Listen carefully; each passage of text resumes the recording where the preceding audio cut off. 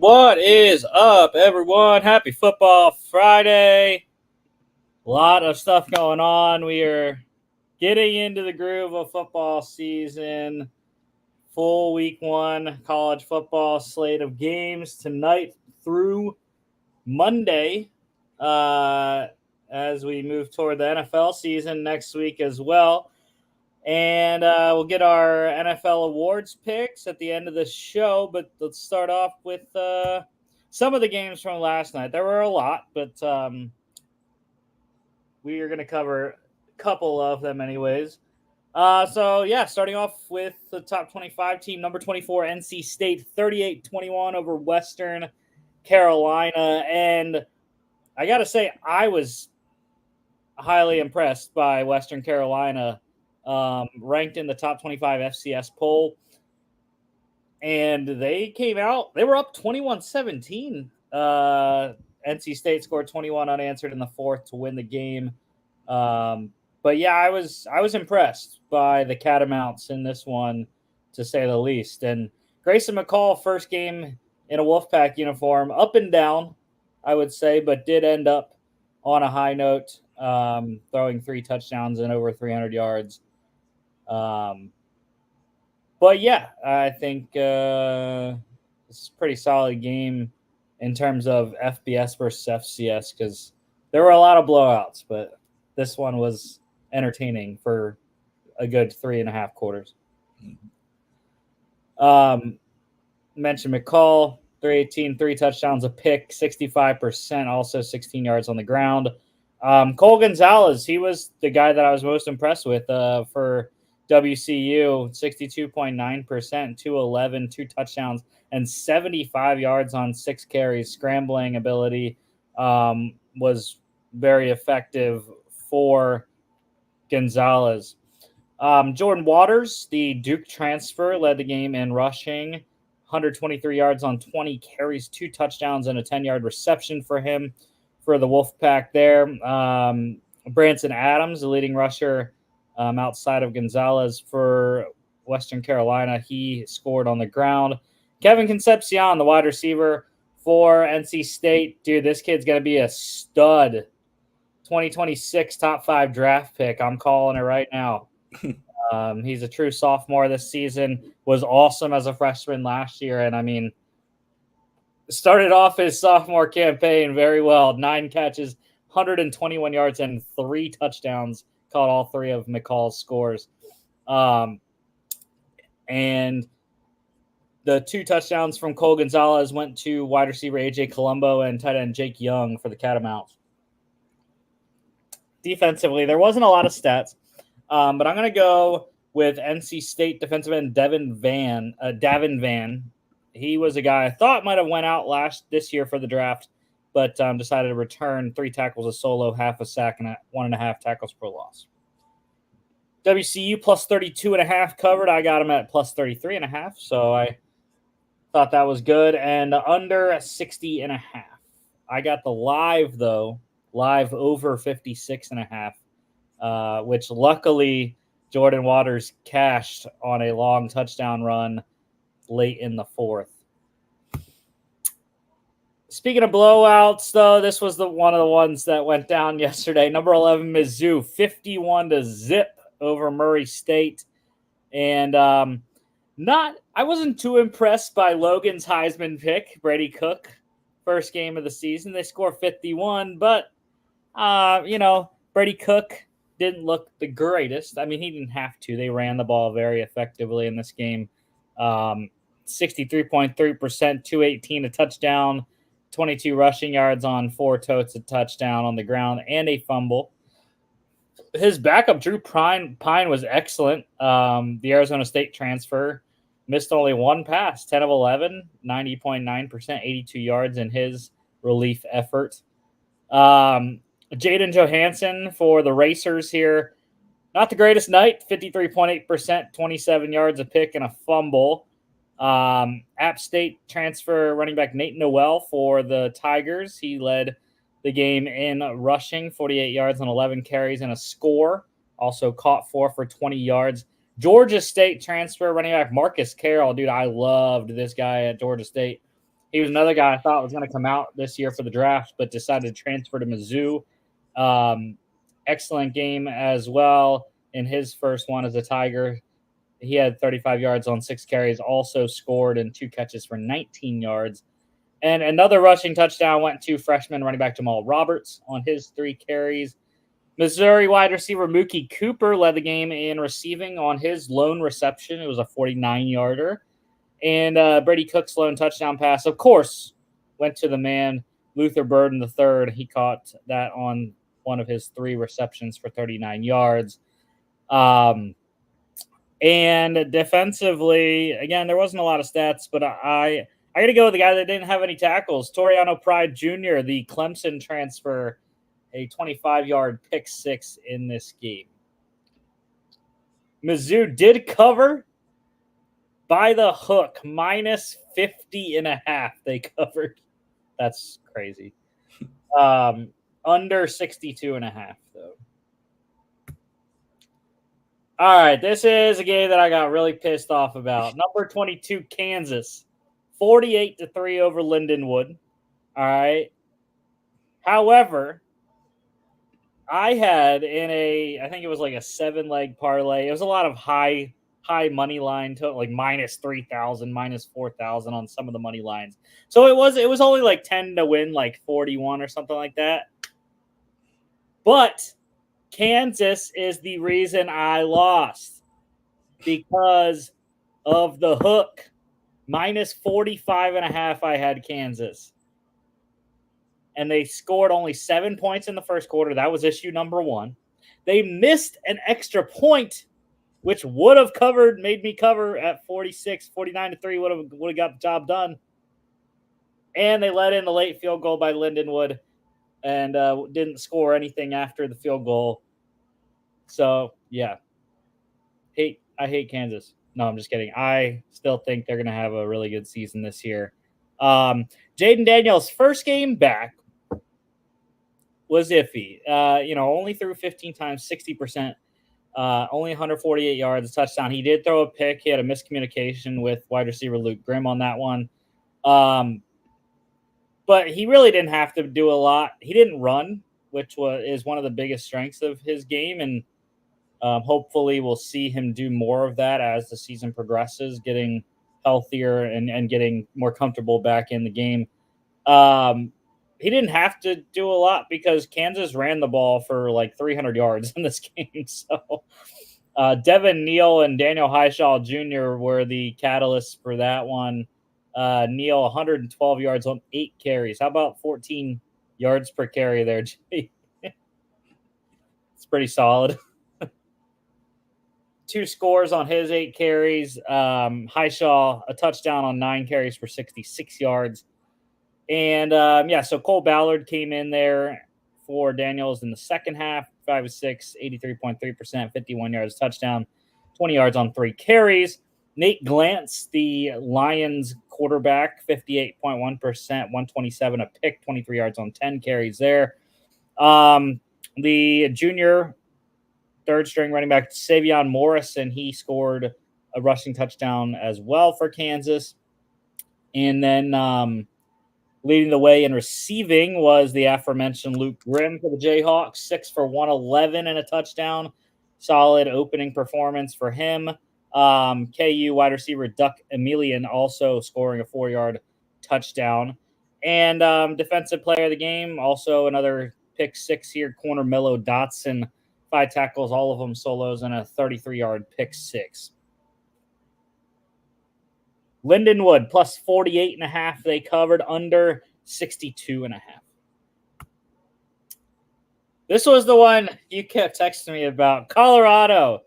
The only game I watched. Deion's crew getting the win, 31-26 over, I believe, number 4. I can't remember if they're 4 or 5 ranked FCS North Dakota State. This was sort of like the Western Carolina game, really. NC State had the lead, or NDSU had the lead early, and we're looking really good.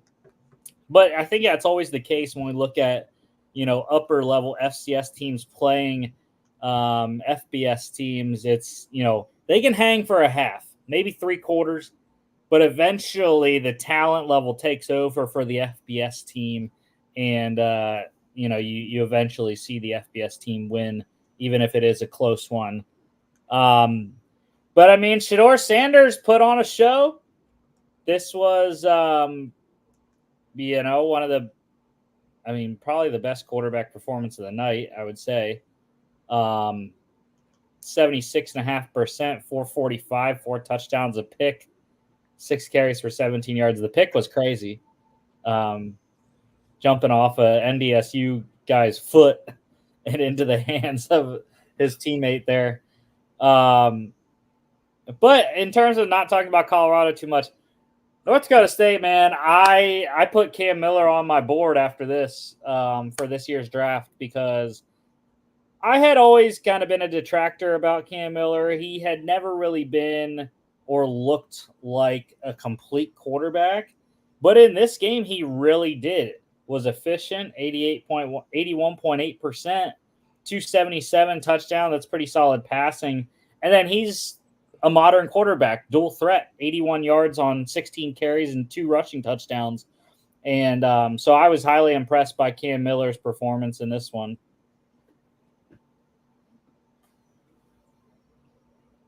Yeah, pretty solid. Shermar Brown for NDSU led the game in rushing outside of Cam Miller. Really wasn't rushing attack by either side. 33 yards on 9 carries for Brown there and a 12-yard reception. Of course, the big performances, Jimmy Horn Jr., Travis Hunter for the Buffaloes here. Horn, ridiculous, 7 receptions, 198 yards and a touchdown. So safe to say, I wouldn't, maybe it's not safe to say, but you would think Jimmy Horn Jr. is kind of automatically going to be your receiving leader in college football after week 1. Almost 200 yards worth of receiving yards there. And then Travis Hunter, I didn't see a ton defensively, 3 tackles, all of them were solos. But, receiver-wise, 7 for 132 and 3 touchdowns, and his third one was ridiculous. Still don't know how he caught it. He got, one hand, inside the defender's arm and on his back, and he brought, his other hand to the ball. That one was highly impressive. And I think that's what a lot of people are saying, that receiver is probably his best position at the next level. Yeah, that makes sense. My guy, tight end Joe Stoffel, he caught a touchdown for the Bison here. And defensively, again, not a lot of stats. I'm going to go with Colorado linebacker Trevor Woods, though, leading the game in tackles, 10, 6 of them solos, and a tackle for loss. You didn't want to voice your Colorado hate, Jimmy? I'll let them prove why I'm right. I don't have to say shit. I'll just let real college teams beat the shit out of them. Well, I will say Logan and I think we're both on the same page with Colorado this year. Just let's see what we had. First year in the Big 12. So we didn't have them that great. I think last year I had them at 6-6. They finished 4-8. And this year I had them at 5-7. Logan had them at 4-8 again. So, and we kind of saw what the issues were. It kind of looked like last year again, anyways.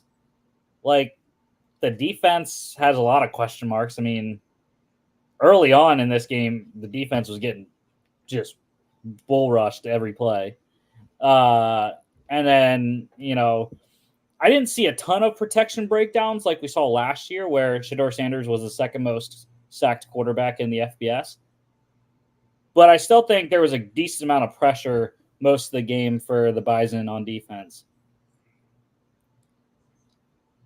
NDSU plus 11.5 covered. I got them at a lowly 9.5, which, whew, that was close. I almost didn't win this one, but thank God NDSU scored late to get it on a cover there. Over 54.5 as well there. How about Coastal Carolina? The Chanticleers rolling the Gamecocks of Jacksonville State 55-27. I had some concerns about Coastal this year. You know, Grayson McCall gone. A lot of players moving out in the transfer portal. And Ethan Vasco showed up. Pretty solid game. He got some help with his rushing attack, and the can't say the defense really played well, but he got some help by the defense as well because they scored on defense there. Because I had Coastal going just 6-6, finishing 10th in the Sun Belt this year.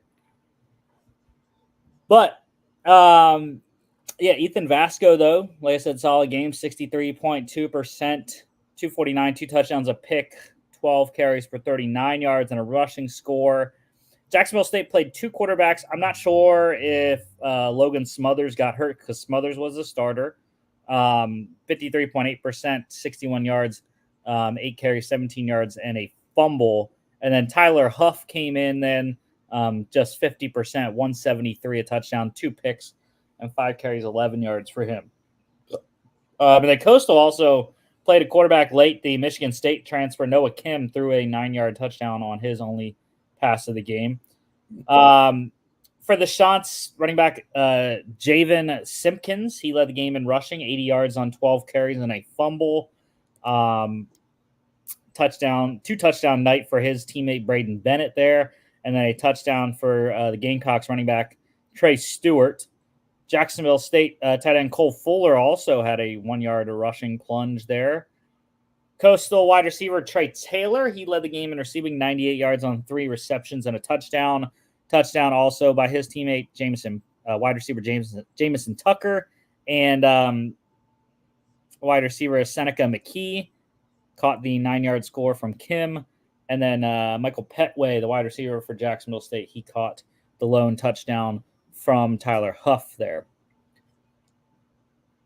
Defensively, it's the touchdown score that I'm going with. Coastal linebacker Clev Lubin, 2 tackles, 1 solo, and a 17-yard fumble return for a touchdown. Good night, though, by linebacker Ibrahim Diawara there as well for the Chanticleers. Coastal plus 3.5 wins outright, over 54.5 by themselves. Another big blowout here for top 25 squad. Number 12, Utah, 49-zip over Southern Utah.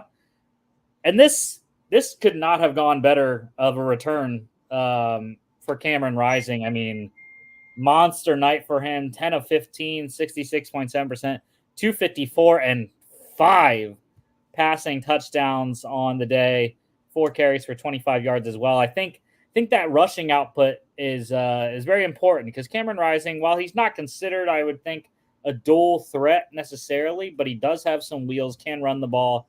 And coming back, from the injury that he sat out all of last year with, the knee injury, I think it was important to see him getting out in the open field and running the ball a little bit.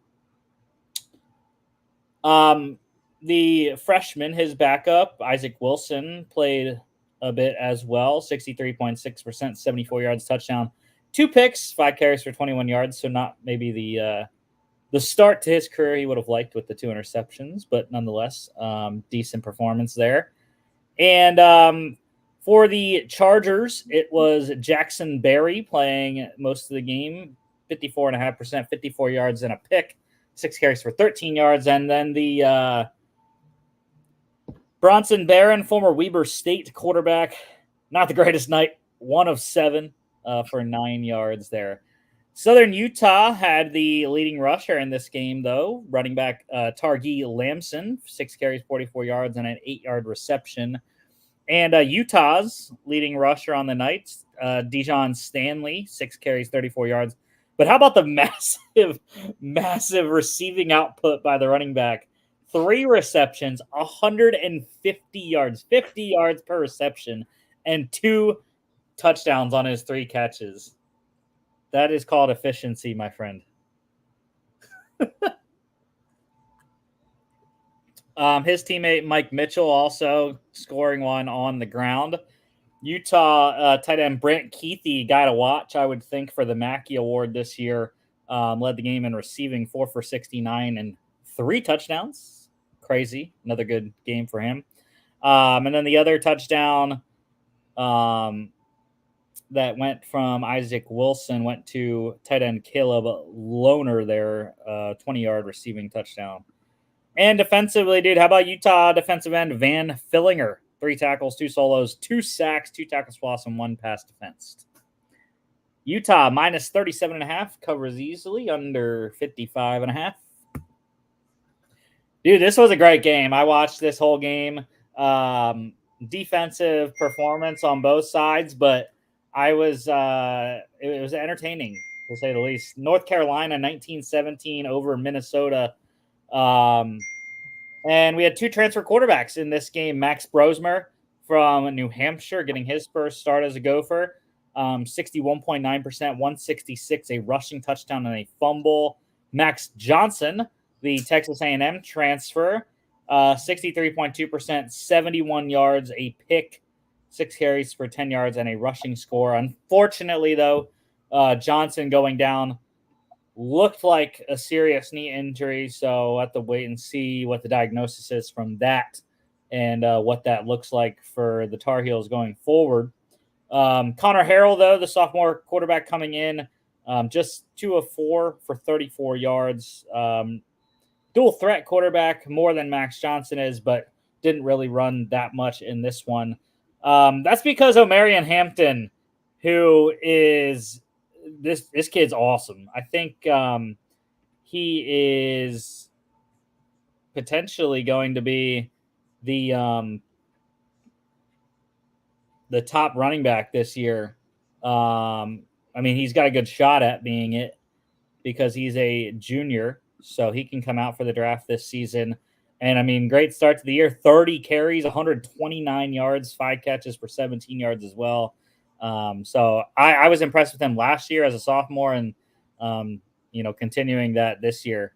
Marcus Major for the Gophers, Oklahoma transfer. He got in the end zone on one of his 20 carries for 73 yards. Minnesota wide receiver Daniel Jackson led the game in receiving, 4 for 55. And a lot of defensive performances in this one. But, dude, UNC defensive lineman Javari Ritzy, crazy game for him. 6 tackles, 5 of them solos, 3 sacks, 3 tackles for loss. Little undersized as a interior D lineman, only 290 pounds, but effective nonetheless. And he's a slim 290 also. He does not look that big when I watched him last night. Also, Kamon Rucker, one of the top defenders for this coming draft, also a solid performance in his first game this year. UNC minus 1.5. Good Lord, I wish I would have got minus 1.5 because I got -2. So I pushed, which pushed my winnings output down a little bit, but still a solid night because I parlayed UNC -2, Western Carolina plus 33.5, and North Dakota State plus 9.5. So I hit that one. Good night though, nonetheless. Under 52.5, easy money. I was thinking about live betting this one, but I didn't look at what the total was live during like the second quarter because I was like, dude, this game is a dogfight, and it was all field goals pretty much in the second half. And then we had our FCS game of the week last night. We picked it though already, so you and I were 1-0, baby. Let's go. Logan took the loss. Crazy. I don't know why he was lone wolfing the first game of the season. Went with the Penguins. I know it's a cool name, but Logan takes the L, starts his year 0-1 in the college pick standings. Number 6, Villanova, the Wildcats, squeaking one out 24-17 over number 25, Youngstown State. Bo Brungard for the Penguins here. really efficient, 72% and 152 touchdown, but he had 3 turnovers, 2 picks, a fumble. Great on the ground as well, 82 yards on 16 carries. Both quarterbacks were.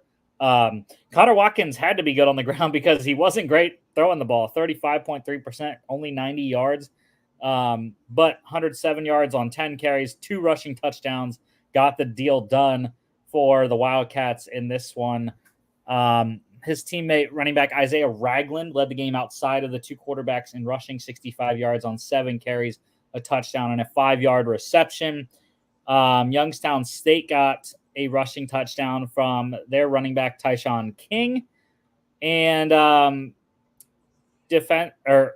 leading the game in receiving was Youngstown State wide receiver Cyrus Trow, 3 catches, 42 yards, and a touchdown.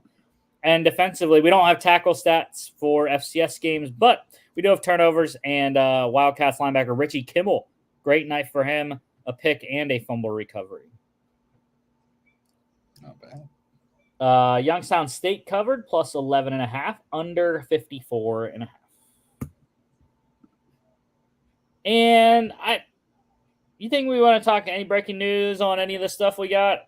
Nothing was really like right now, you know. I mean, unless we want to talk about a different sport. Yeah, you can go. I mean, I'm sure many of you heard this in the news today, last night.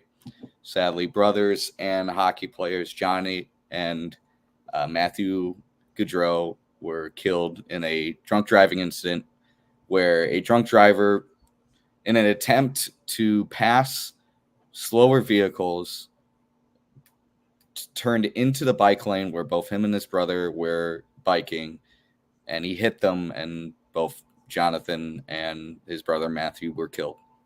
I mean, I have the same feeling I had when Kyrie Jackson had passed away. Another just incident of a drunk driver. I mean, and I don't know if you saw this, Rusty, but they were both in town for their sister's wedding. Their sister's wedding was today. Yeah. I mean, as a man that's getting married a week from today, I couldn't imagine losing 2 older siblings literally hours before what was supposed to be the best day of my life. So obviously it's an unbelievable tragedy, not just for hockey, but the Gaudreau family. I can't imagine what they're going through. Johnny had 2 children, I think a son and a daughter. I think the daughter was like 6 months old. And Matthew, his wife, is currently pregnant with their, I think, first boy. So yeah, it's unbelievably devastating. I feel like we said the same thing when Kyrie passed away. There's no excuse. Yeah. It's 2 clicks on your phone to get an Uber. It's a couple calls if you need a friend to pick you up. It's really just, I can't find any sympathy for drunk drivers, and when they take innocent life like Johnny's and Matthew's, I'm torn, and this is a horrible loss for the sport world. Johnny Gaudreau's nickname was literally Johnny Hockey, after Johnny Football. Like, he was Johnny Hockey. And, I mean, he personified that perfectly. He was a Lady Bing trophy recipient. He was a great ambassador for the sport. And this is a loss for the NHL and hockey in general. Yeah. I mean, like we were talking about it in my fraternity fantasy group chat, and like someone said, like, if you have money to drink, you have money to pay for an Uber. So like it's ridiculous. And coming from 2 licensed attorneys here, we needed, like, the legal system has to do something. Like, we have to up the penalties. I don't know what the penalties are for first offense, whatever. But just like we did when, we had the big tobacco cases, raising the crazy prices of cigarettes and tobacco products nowadays, we have to do something similar with drunk driving, right? Like, we have to severely penalize it so that people will not take the chance. Yeah, and I think bars and establishments that serve alcohol really need to take responsibility as well. I mean, this guy went out drinking. When he was caught, he told the police officers that he had 5 to 6 beers. He had a beer on hand while he was driving. I mean, it feels like an epidemic, like just drunk driving. And it's sad that high profile cases like the instance with Johnny Gaudreau basically have to be the biggest way people like find out about this tragedy or just realize how far it extends. But yeah, I like a few. It's like I'd like to know what can be done to like continue to drive people away from getting behind the wheel while drunk, and maybe it's an increase in penalty. Maybe it's getting liability for establishments for serving or over serving people, knowing they are going to behind the car, or preventing people from entering a vehicle after leaving your establishment. Maybe there's something there. But yeah, I mean, like you said, if you have enough money to drink, you have enough money to get an Uber. Really, no excuse. This is in our day and age. You're in a perfect position to never drink and drive. Yeah, but yeah, it's the hockey world is going to be reeling from this loss, and I mean, I'm truly devastated at this as well. Okay, on to UFL news. The bunch of re-signings this week for the UFL teams. Stallions, they re-signed running back Larry Roundtree III, wide receiver Gary Jennings, guard Cole Snyder, defense tackle Willie Yarbury, defensive end DeMarcus Mitchell, corner Ike Brown, and defensive back Neville Clark. Most of those guys key contributors last year on both sides of the ball for the three-peat Stallions there. My Memphis Showboats re-signing a ton of players this week. Quarterback Troy Williams, running back Titus Sven, wide receivers Jonathan Adams, D. Anderson, tight end J.J. Wilson, center Jordan McCray, defensive tackles Dylan Fa'amatau and John Atkins Sr., edge rushers Jordan Ferguson and Tyson Render, linebackers Greg Reeves and Malik Lawal, corner Kyrie Woods and safety Jari Elder. Excited to see all those guys back next season. Crazy. We still don't have a GM or a head coach. We're still seeing who those guys are going to be, but we got people signing some people somehow. Michigan Panthers re-signed quarterbacks Bryce Perkins and Danny Etling and corner Levante Taylor. The Brahmas re-signing running back John Lovett, wide receiver Justin Smith, defensive tackles Jacob Sykes, Teron Vincent, edge rusher Zach McLeod, linebackers Jordan Williams and Tavante Beckett, and corners Bo Pete Keys and Corey Mayfield Jr. The Battlehawks, they re-signed running back Mateo Durant, wide receiver Jacor Pearson, offensive tackle Jawan Bushell-Beatty, linebacker Callahan O'Reilly, corners Brandon Christian and Chris Payton-Jones, and defensive backs Cameron Kelly and Darius Phillips. And the Roughnecks, they re-signed corner Corn Elder. And a couple of signings, the Brahmas, they signed former Vipers wide receiver Matthew Sexton. And the Michigan Panthers signed Packers defense tackle Keontae Shad. NFL news, we had a million trades go down this week. Everywhere. Crazy. They're not for high draft picks, most of them, or any of them really. All day 3 picks. But here's the first one. Chiefs getting edge rusher Cam Thomas from the Cardinals for a 2025 7th round pick. I kind of laughed at the tweet of this trade because it was like with the depth at edge rush, the Cardinals send Cam Thomas to the Chiefs. I'm like, bro, what depth at edge rush do the Cardinals have? Like, BJ Ojulari is gone for the year. He tore his ACL.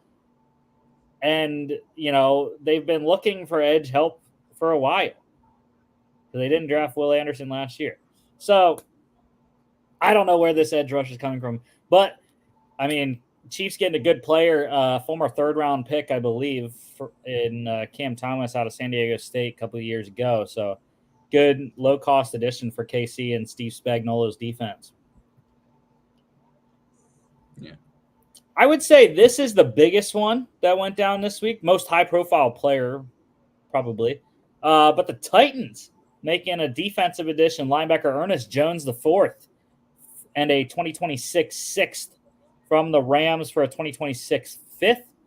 I was surprised initially on the compensation because of the production that Ernest Jones has had for LA. Leading tackler last year, 145 tackles, excellent player against the run and the pass. But when you kind of look at it, he's a free agent next year, so it's really a 1-year rental unless the Titans sign him to an extension. So I kind of understand more of the draft pick compensation now, looking at it that way. But nonetheless, I mean, Tennessee's getting a great player, and they're gonna have to lean on the defense this year. I think, anyways. I had them with the worst record in the league at 2-15. So I'm not a Will Levis believer, and the offensive line I still think is question marks. But the defense, I think, will surprise some people, and should be at the very worst, I think, middle of the pack this year.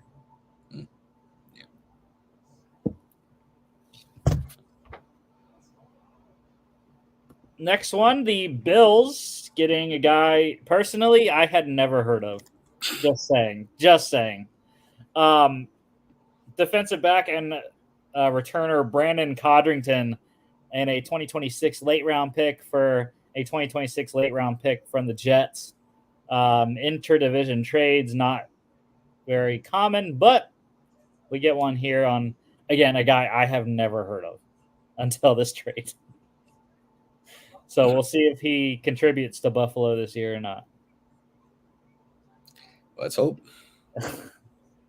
The Chiefs striking again. They got tight end Peyton Hendershot from the Cowboys for a 2026 conditional seventh. I was kind of thrown back by this trade. I thought the Chiefs were pretty good at the tight end depth chart. They drafted Jared Wiley this year. I think he's going to be a great player, 4th-round pick out of TCU. And they cut Irv Smith. So I don't know. I thought this one was a little weird. Hendershot, a decent player, but I don't know. I thought they were set at the tight end spot.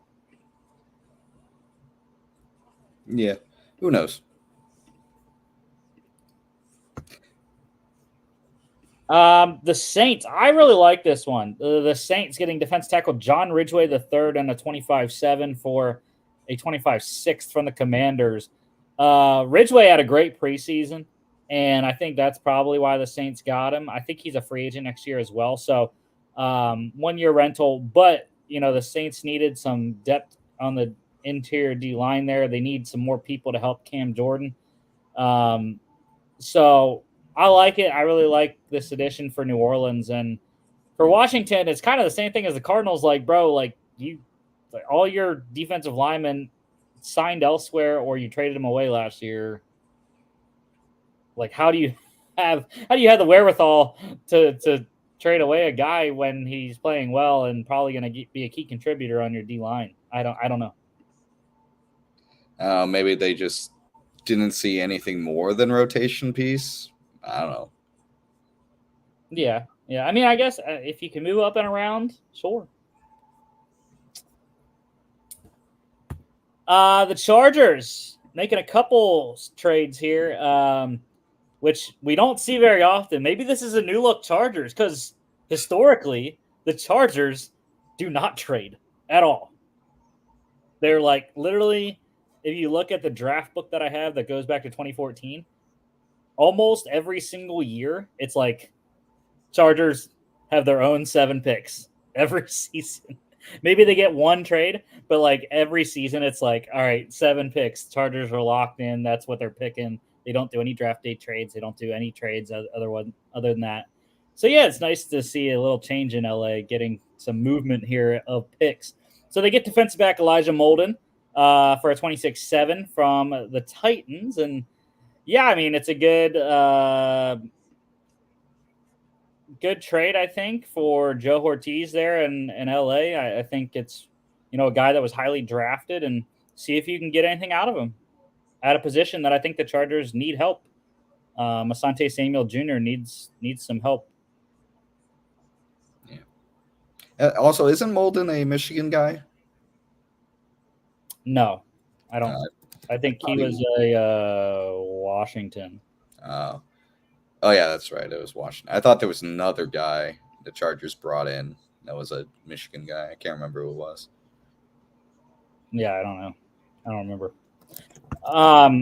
But the other trade they did, they got a quarterback. I mentioned that they should be looking around the veteran quarterback market because of how bad Easton Stick had been this preseason. So they got quarterback Taylor Heineke from the Chargers from the Falcons for a 25 conditional 7th that turns into a 6th with playtime incentives. And I would have liked this trade last year. However, Taylor Heineke really didn't play well this preseason.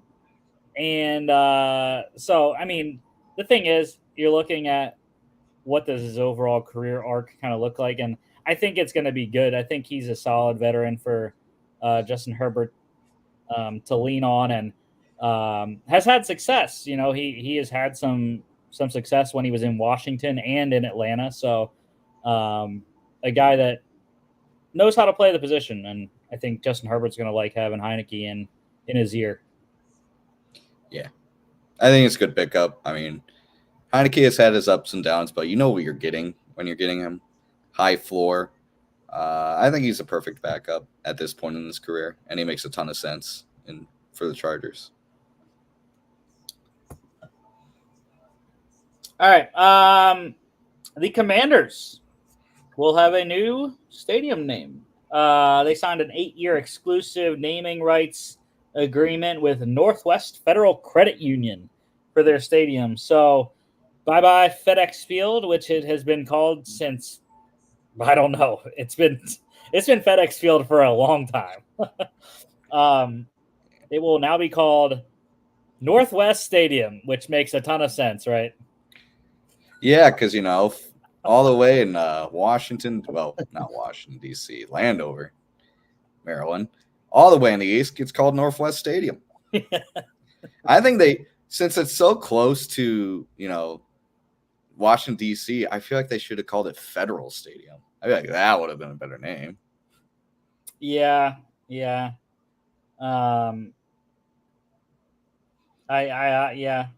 maybe, but I don't know. It's going to be Change weird. your mind, make it Federal Stadium Commanders. It would look so much better. But, it doesn't matter, really, because if they can get this new stadium that they've been trying to get for the last couple of years, there is no agreement in this agreement that the Northwest Stadium name will transfer to a new stadium. So that's an interesting cog, I think, in this deal that, if the Commanders get a new stadium, they can go out and be like, okay, well, anyone going to pay us more than Northwest FCU did? And I'm sure there will be people that want to pay more because it's a new stadium. So, good point. The Browns, they placed defense tackle Michael Hall Jr. on the commissioner's exempt list from his arrest and whatever domestic battery, whatever the thing was. I know it was domestic something issue. But yeah, he will not be able to play. He can be in the facility though if the Browns allow him to. So that is one thing. He will be allowed to be at the facility and at practice, but he will not be allowed to practice nor play. Yeah. And it was a first-degree misdemeanor domestic violence. That was the charge. There you go. The Bengals. So I wrote this down. Wide receiver Jamar Chase expected to play week 1. That was earlier in the week. And then Coach Zach Taylor came back after Jamar Chase was seen not practicing the last couple of days. And he's like, well, we don't know. We don't know if Jamar's going to play week 1 or not. So still holding out for the contract. And I'm like, Bengals, what are you doing, bro? Like, sign him. CD finally got his. We'll talk about Brandon Ayuk. But, like, these guys already got paid, and, like, the price tag is going up. So, I don't know.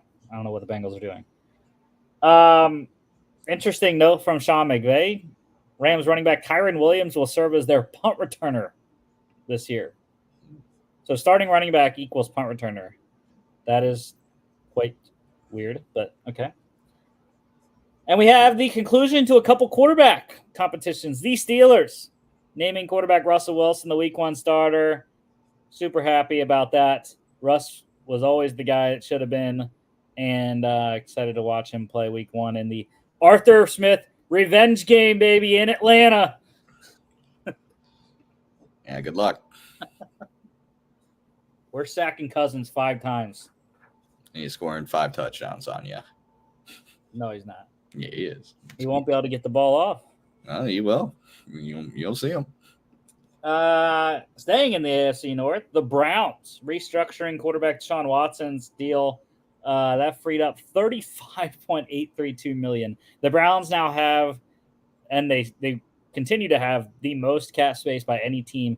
A ridiculous, if $62 million in cap space right now. Like, what are they going to spend it on? I don't know. I don't know what they're going to spend it on, because they already signed JOK to an extension. I guess they have 1 or 2 other guys coming up, right? I guess. Really, I guess they were really hoping for Ayuk. Is Denzel Ward's coming up, I think. I think Ward's coming up. That's a big one. Yeah, so, I mean, I guess they'll spend some of that on him, but still, he's not going to take all 62. So, yeah, I don't know what they're looking at. Unless they're looking to roll it over for next year.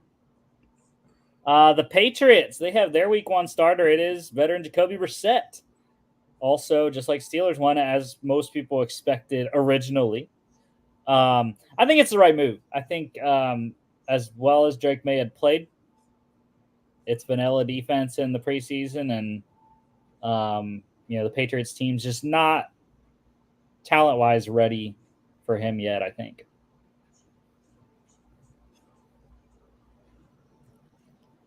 Yeah, I think this is the right move. Drake May, he's very raw. He's like Josh Allen when Josh Allen first came into the NFL. Very raw, had all the natural talent, just didn't have the understanding of the game that Josh, in the same way Josh Allen. And that's why Josh Allen struggled when he first came in. And here's the thing, and I agree with this too. Who does Drake May have to rely on this team? It's a bunch of platoon running backs, wide receiver 3s, and Hunter Henry. Yeah. I would not want to see him have his confidence ruined because he has to throw to KJ Osborne as one of his number 1 or number 2 target. I think this is smart both in the long term and the short term. Like Jacoby Brissett, sorry for being the sacrificial lamb upon the altar in which Drake May will ascend. But they've learned the lesson from Mac Jones. They understand, how Josh Allen, came into the league very raw, and how Drake May, basically the entire time, draft boards were calling this guy like a Josh Allen, Justin Herbert, prototype quarterback. So yeah, I mean, sending out Brissett and just avoiding that situation where you're having a young, very talented QB have his, confidence shot because of just being manhandled and having meh teammates. This is the right move. Yeah, and there's still some offensive line concerns in New England as well. So I think that's also a big factor. We've seen how getting pummeled for a whole season can affect quarterbacks. Oh yeah, I mean, David Carr, Bryce Young last year to an extent, but I think he's going to be okay this year. Yeah, it just reminds me kind of how I felt when the Vikings announced that they were going to have J.J. McCarthy do the full repair of the meniscus, which was 4 to 6 month recovery instead of the shaving repair, which is 4 to 6 weeks. Mm-hmm. I think it's just smart long term. You want Drake May or J.J. McCarthy to be your franchise quarterback. You treat him like a 10-year project. You don't sacrifice the long-term success you hope to have with these quarterbacks by just either A, rushing them to play, or B, just doing the wrong surgery. So I'm a big fan of this move for New England. The Eagles today announcing their uniforms for the Brazil game, and it's a funny one. You read the CBS Sports article. They're going to wear black helmets for the first time ever with their white jerseys and black pants. They usually wear their midnight green helmets. However, the reason they are wearing black helmets instead of green is because in the Corinthians Stadium, their rival in soccer there wears green. Their rival's color is green. So the Eagles were like, yeah, we're not going to wear green. We're going to want all the people to love us in Brazil. So we are going to wear black and white, everything. We'll let them hate the Packers. The only thing that's going to be green is our numbers, right? And I think, the nameplate, the names. So, yeah, but what the NFL said is that there's going to be tons of green. Like, green's going to be allowed. It's not like green's disallowed in the stadium. Like, there's going to be people in their green Eagles and Packers jerseys. So, there's going to be green there. And I think the crowd is smart enough. Yeah, I think the crowd is smart enough to be like, oh, yeah, okay, they wear green, but they're not our rivals. It's fine. They can hate the Packers. It's cool.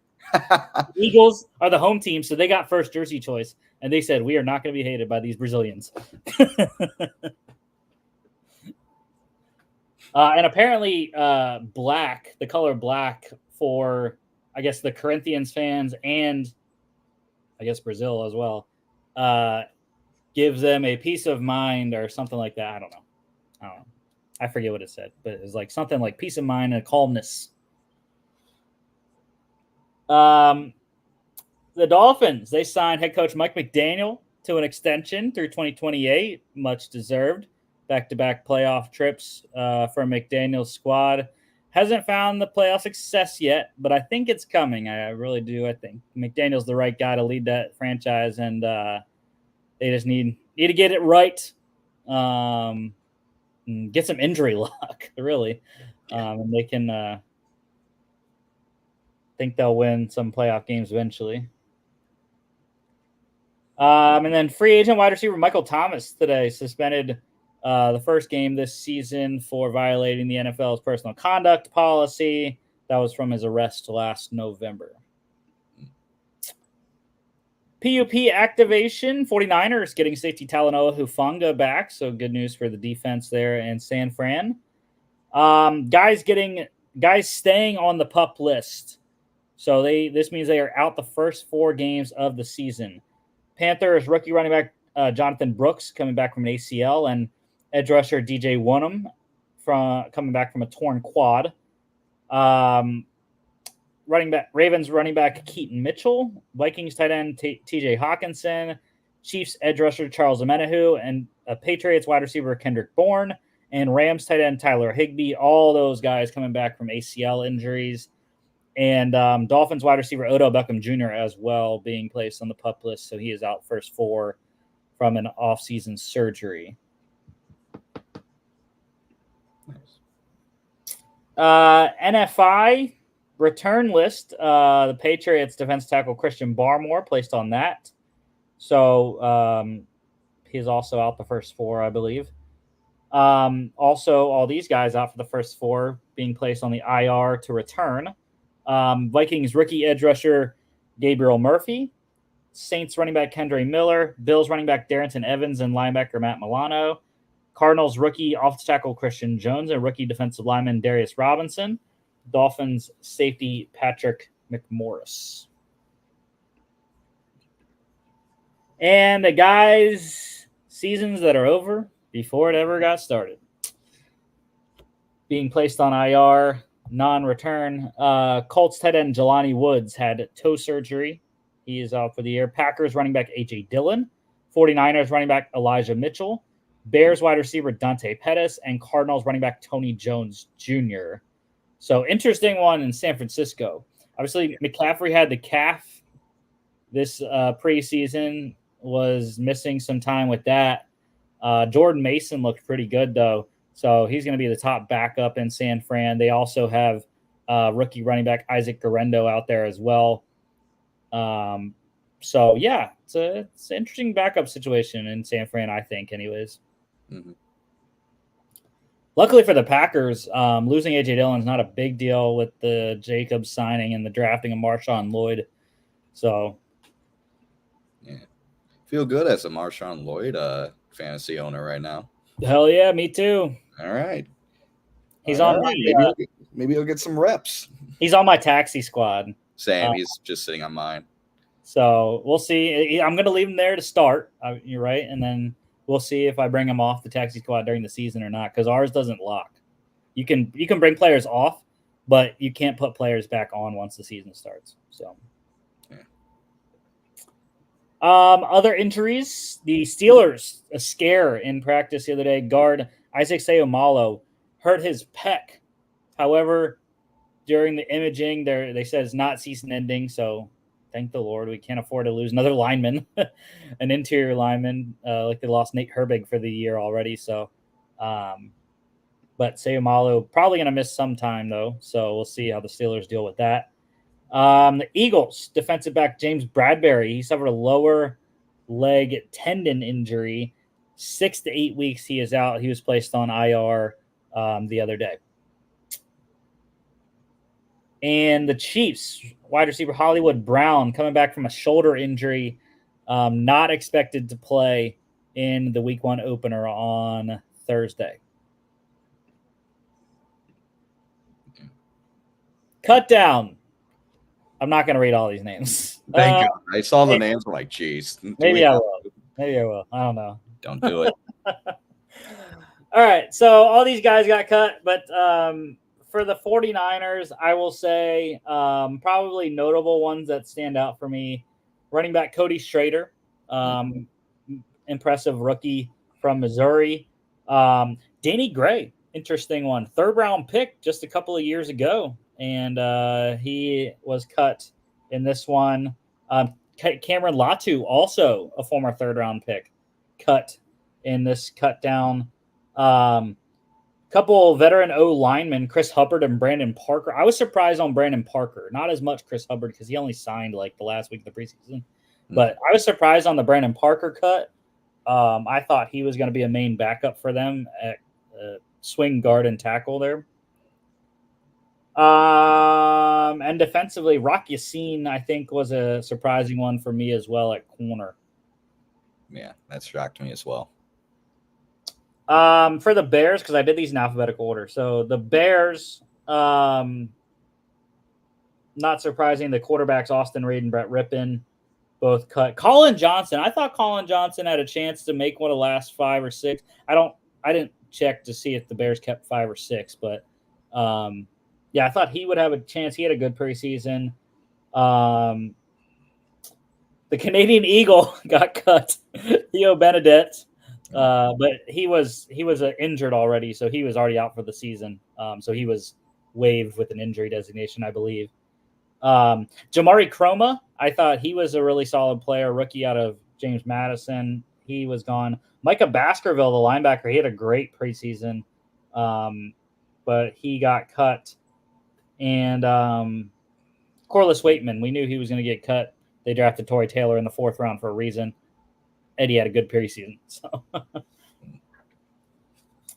the Bengals, not really any notables. Nah, this is a small list. Yeah, and maybe the only one was linebacker Aaron Casey, the rookie out of Indiana. Mm-hmm. He had a pretty solid preseason, but they have a good depth chart at linebacker there for Cincy. The Bills, surprise, Frank Gore Jr. got cut. I thought he did enough in the preseason to make the team, but I think he is going to be elevated already because Darrington Evans was placed on IR. Yeah, he got moved to the practice squad once he cleared. Yeah. So he's staying with the organization. So they like him. They definitely like him. It was just definitely just a space thing. Yeah.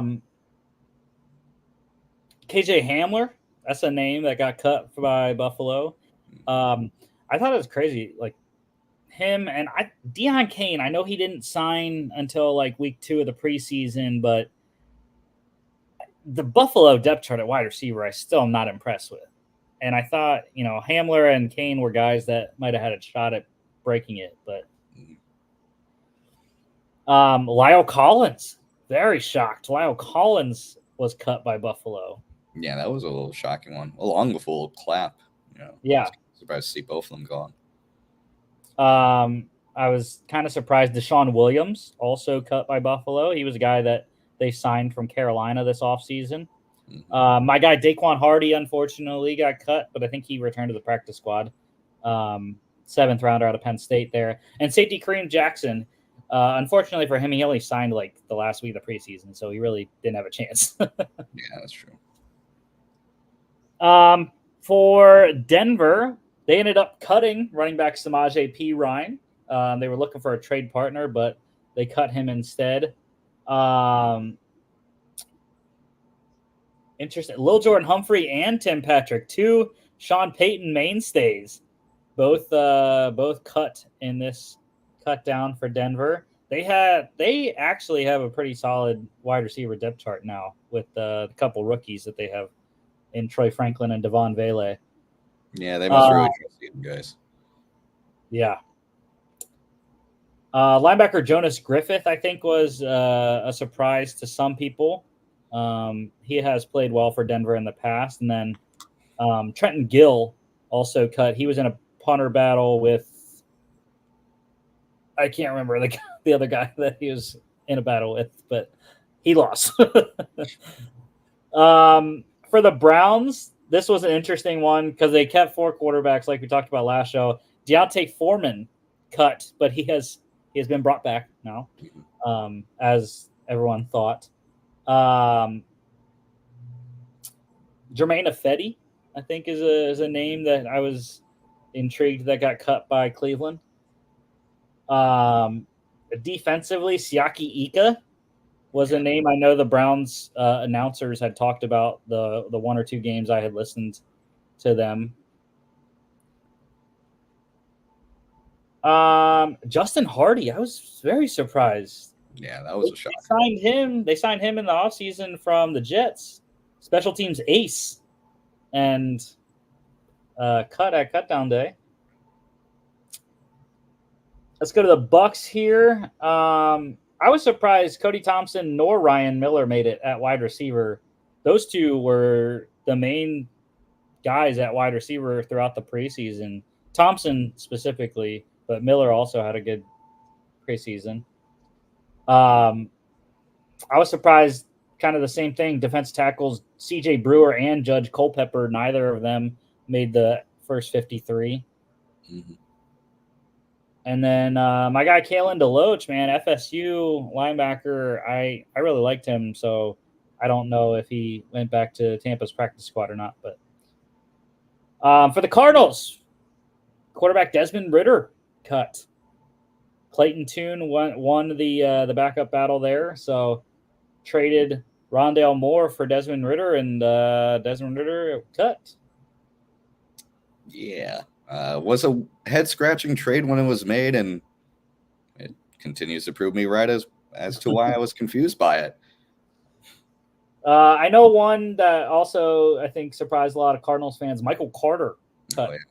He was going to be the main 3rd down threat, but Trey Benson, 2nd-round rookie, had a great preseason, and he's going to be the main backup to James Conner this year.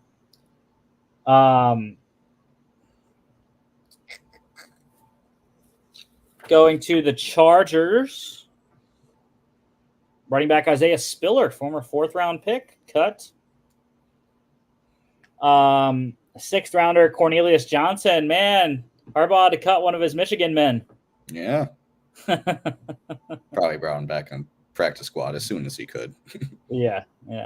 I was surprised Alex Leatherwood was cut. I thought he was going to be a solid rotation or depth piece for the Chargers O-line there, former 1st-round pick of the Raiders. Another Michigan man cut, Carson Barnhart, undrafted guard there. For For the Chiefs, I was not as shocked. Imani Bailey, I really liked him coming out of TCU, but Carson Steele's performance in the preseason really cemented his status on the roster. So I think Bailey was the guy he was really, him and Keontae Ingram were the guys that he was fighting with, and then Eric Prince as well. A lot of running backs on the bottom there fighting for really one spot, I think. Unfortunately, running back Reese Zammit, the International Player Pathway Program from Australia, he did not make the active 53 there. Nico Remigio, I was shocked that he did not make it. He had a great preseason, second year out of Fresno State, and so he's back on the practice squad, I believe. Justin Ross, once again, did not make it. People have been talking about Justin Ross with the Chiefs for like 3 years now. Yeah. And he still has not made the active 53. Kadarius Toney, that was the big one for KC. Kadarius Toney cut. Had to play in the Super Bowl and against the Eagles, the punt return, and cut though 2 years later. I mentioned Irv Smith cut as well. Lucas Niang, former fourth rounder, I think, and former starter as well on the Chiefs O-line, but he is cut. For the Colts here, Evan Hall, I think, was an interesting one at running back, but he was injured, so made sense to cut him. Let's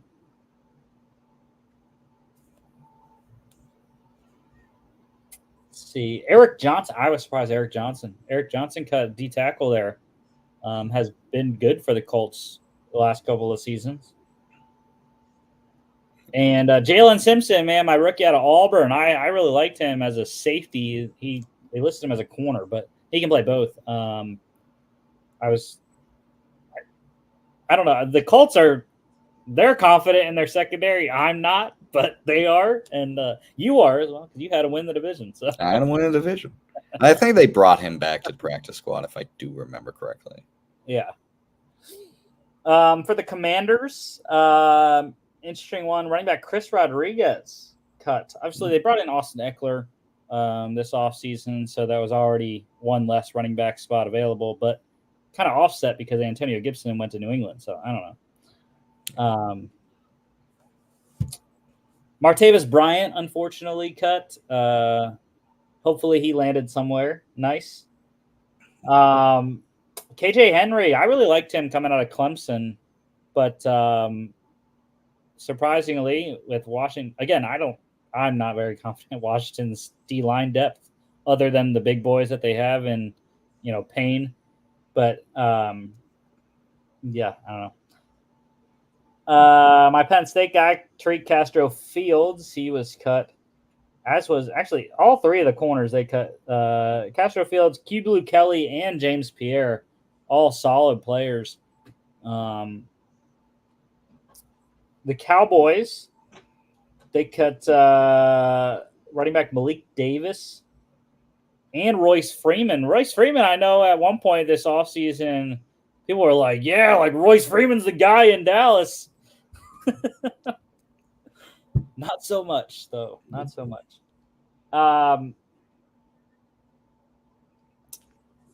Carl Lawson was also an interesting cut. They signed him during training camp, and he was expected to be a key piece of their D-line rotation. Eric Scott Jr., I was also surprised. He had a great preseason for Dallas, but cut nonetheless. For the Dolphins, don't think there was too many surprising ones. I would say the only one I really is safety Mark Perry, rookie out of Navy, had a really solid preseason, but the Dolphins are pretty loaded at safety. And maybe Neville Gallimore as well, former Cowboys draft pick. That's another one where it's like, I mean, I know you got to get the younger players in there, but like the Dolphins, had concerns at D tackle after Christian Wilkins left, and Yeah. The Eagles. I think it was a tough decision. Running back Tyrion Davis-Price, I think, was a tough cut. It was just like, because we have Saquon now, you can keep one less running back because Saquon can do so much stuff. So I think that was a tough one to cut TDP there. But John Ross was injured. Paris Campbell also gone. He had been dinged up. Joseph Ngata, I think, had a good preseason until preseason week 3 when he dropped like 3 balls. Otherwise, I think he would have had a chance. And tight end EJ Jenkins, I was also surprised. He got dinged up as well this preseason. Nick Gates was an interesting cut, but he got re-signed to the practice squad. Dylan McMahon, the 6th-round center to NC State, cut. Oren Burks, I know a lot of people were talking about that one for Philly. And I'll also put the corners there. Zech McPherson, 4th-round pick just a couple seasons ago, not making the roster. Neither did Josh Jobe, who made the roster last year as an undrafted guy at Alabama. Falcons. I think the only one that I'll say for Atlanta is corner Natrone Brooks. He had a great preseason, both on defense and as a punt returner. Zion Logue as well, a draft pick there. But he was always a weird one anyways, because we're like, why is Atlanta drafting 3 defense tackles? Yeah. And he was the last one that they drafted. For the Giants, Isaiah Hodgins, Allen Robinson, both got cut for New York there. I thought that was interesting, especially Hodgins, who had been a good player for New York the last couple of years. Tight end Jack Stoll, who they signed from Philly.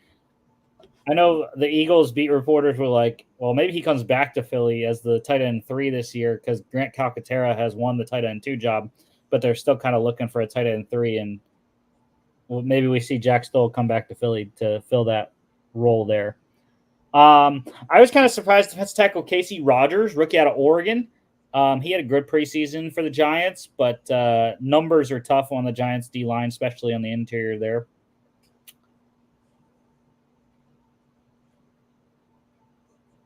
For the Jags, the quarterback one was interesting, but Mac Jones played so well they could afford to keep just 2, right? EJ Perry and CJ Beathard got hurt as well, so yeah. That makes a ton of sense. Let's see. Terrell Edmonds, that was a notable one for Jags as well. Signed him as a veteran safety. Did not make the 53. For the Jets, I don't think there's too many here. Yeah, I mean, I don't think any really shocked me for the Jets, other than maybe Jalen Key, Mr. Irrelevant. That was probably the only one for the Jets.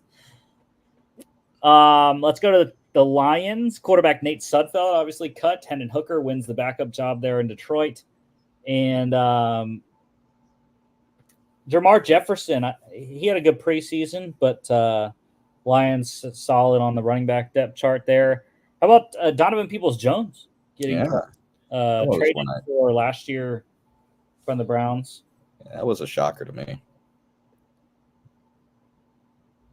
For the Packers, both quarterbacks, Sean Clifford and Michael Pratt, cut. Obviously, we know now they have Malik Willis as the backup for Jordan Love, so made sense. Grant Dubose, Samori Toure, guys, wide receiver jam-packed in Green Bay there. Antonio Johnson, I think, was another one that kind of surprised me at safety because he had such a good preseason. But again, Packers, they drafted 3 safeties and they signed Xavier McKinney, so they really didn't have any spots available there. And Anders Carlson cut as well. So we'll talk about later what the Packers did at kicker. But yeah, he lost the position battle there. just 2 years after getting drafted. For the Panthers, I wasn't too surprised Mike Boone was cut. They kind of already had the running back position filled out. Terrace Marshall, though, was an intriguing one. Former draft pick there, didn't make it. Jordan Matthews had a good preseason, but he didn't make the initial 53.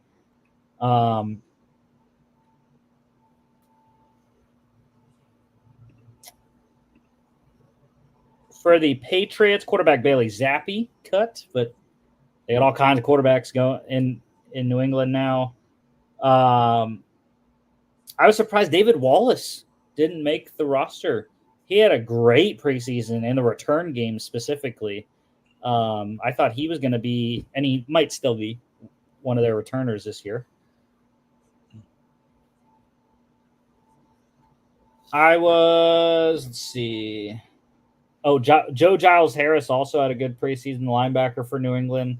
Kind of surprised he didn't make it. Sean Wade didn't make the Patriots either at corner, but it's a solid position for them already. Yeah. And kicker Chad Ryland also cut. You're talking about Anders Carlson. Ryland drafted it last year. Last year he was drafted, but he was literally the worst kicker in the NFL last year. So, and he lost the position battle with Joey Sly in the preseason. Yeah. For the Raiders, let's see, Jalen Guyton and Christian Wilkerson. I kind of was surprised neither of those guys made it. I am still not set on the Raiders wide receiver depth chart. Yeah, it's pretty rough. Kind of surprised Andrew Coker didn't make it, undrafted out of TCU. I really enjoyed his play at the Senior Bowl. Another undrafted guy, Ron Stone Jr. out of Washington State. I liked him. Didn't really pop in the preseason, though. Mm-hmm. Another undrafted corner, Jaquan Shepard out of Maryland. I liked him, but again, not really doing a ton in the preseason there. For the Rams, I don't think there was anything. Zach Van Valkenburg had a good preseason.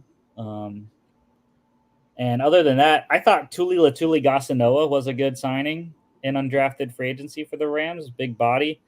Played at Washington last year, but nonetheless gone. The Ravens, they cut quarterback Devin Leary, not surprisingly. That's why he was ranked literally last in my dynasty rankings of the drafted rookies this year. Kind of surprised the wide receiver cuts for Baltimore. That's another one where I'm like, the bottom of the wide receivers, I don't think is that great for the Ravens. Anthony Miller, Keith Kirkwood, Malik Cunningham, Sean Ryan, and Dayton Wade all cut.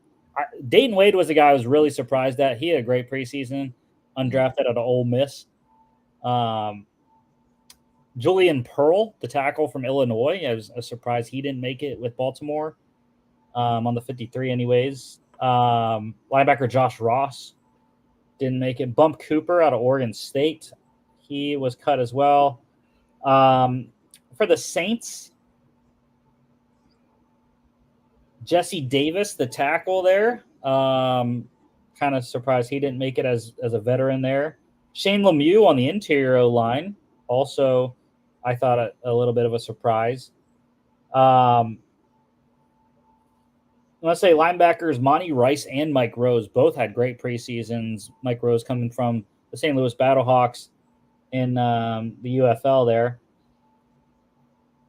Safety Jonathan Abram didn't make it either. I thought he had a good preseason. I think this was year 2 on New Orleans for him, and pretty solid there. And punter Lou Headley losing the punting competition to undrafted rookie Matthew Hayball there out of Wake Forest or Vanderbilt. I always get those confused for some reason because they're the same colors, pretty much. For our guy John Babington, Seahawks, kind of surprised George Halani didn't make it. He had a good preseason at running back, but they have a pretty solid room there. D. Eskridge did not do enough apparently to make the 53 there. Draft pick Garrett Greenfield, rookie out of South Dakota State, did not make the 53. McClendon Curtis also, I heard a lot about him this preseason for the Seahawks, but not on the initial 53. And how about linebacker Michael Barrett? Cut. He was traded for corner Michael Jackson and did not make the initial 53. So why did you trade for him? That's my question for Seattle. Like, why are you going to trade for a guy that you're not even going to keep on the 53? I think it was interesting. Artie Burns had been a starter for Seattle, and he was cut. Your guy, I know you were high on DJ James. Yeah, was cut by Seattle there. Maybe they just have, because I know DJ James is like purely a nickel corner. Maybe they just have someone on the roster they prefer at nickel. Yeah, I mean, corner is a loaded position for Seattle. So yeah. For the Steelers, I don't really think there was many surprises here. Quez Watkins was really the biggest one. Signed him in the preseason to be really, wide receiver 2 or 3, but had a muffed punt in preseason week 1 and really didn't do anything after that. Yeah. The Texans, a bunch of guys here. Rookie running back Jawar Jordan, but again, running back, they have too many already in Houston. How about the Texans cutting 3 fullbacks? Why did you have 3 fullbacks on your 90? They want to bring the position back, baby. Good Lord. Troy Harrison, Nick Bald, and Andrew Beck, all very good. Andrew Beck, I think, probably going to get the elevation because he played fullback for them last year. Ben Skoranek, they traded for him this offseason. He got cut down. Noah Brown, also key contributor last year for them. But again, wide receiver is a tough position in Houston this season. Interestingly enough, Robert Woods made the team. That's what I thought was crazy about that one. I didn't think he had any chance to make the team. Considering he's a veteran and his salary, and he doesn't play special teams.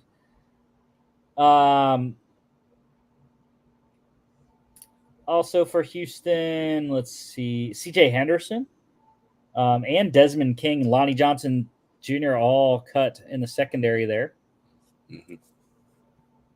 For the Titans, I think Hassan Haskins, the running back, was an interesting one.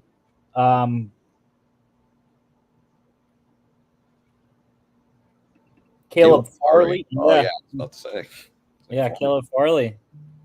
Yeah, former high draft pick there. Guy picked one spot before Christian Darrisaw. That's how I always remember them, because they both went to Virginia Tech. Yeah. And finally, your Vikings here. Any surprises? Your guy, Myles Gaskin, I know. Myles Gaskin and McBride were both kind of shocks, but they were both brought back to practice squad. Lucky Jackson, same thing, brought back to practice squad. N'Keal Harry had a solid preseason. Again, practice squad. Tanyan back to practice squad. Jacqueline Roy, I think. They were trying to trade him a while back, but they cut him anyway. Same with Jonah Williams.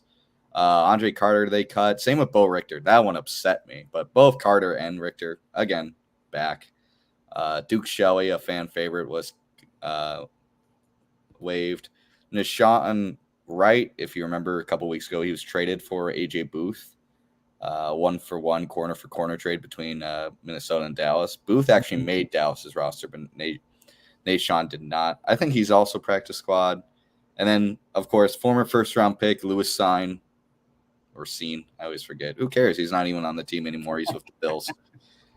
Seen you later. But yeah, I mean, every shock to me was just completely undone. Like 20 minutes later, when it's like, oh yeah, here's the practice squad, and all the guys I thought shouldn't have been waived were just brought back. So here, a couple post cut down releases. The Raiders releasing defensive tackle Byron Young, a 2023 third round pick. Crazy. New regime though. But he has landed very finely in the city of brotherly love. Philadelphia signed him to their practice squad, and I could not be happier. More defensive tackle depth. Love it. Great player, Byron Young as well. The Packers cut kicker Greg Joseph. as well. Greg the So leg. yeah, so they have a new kicker there in Green Bay. The Browns cut quarterback Tyler Huntley after initially keeping 4.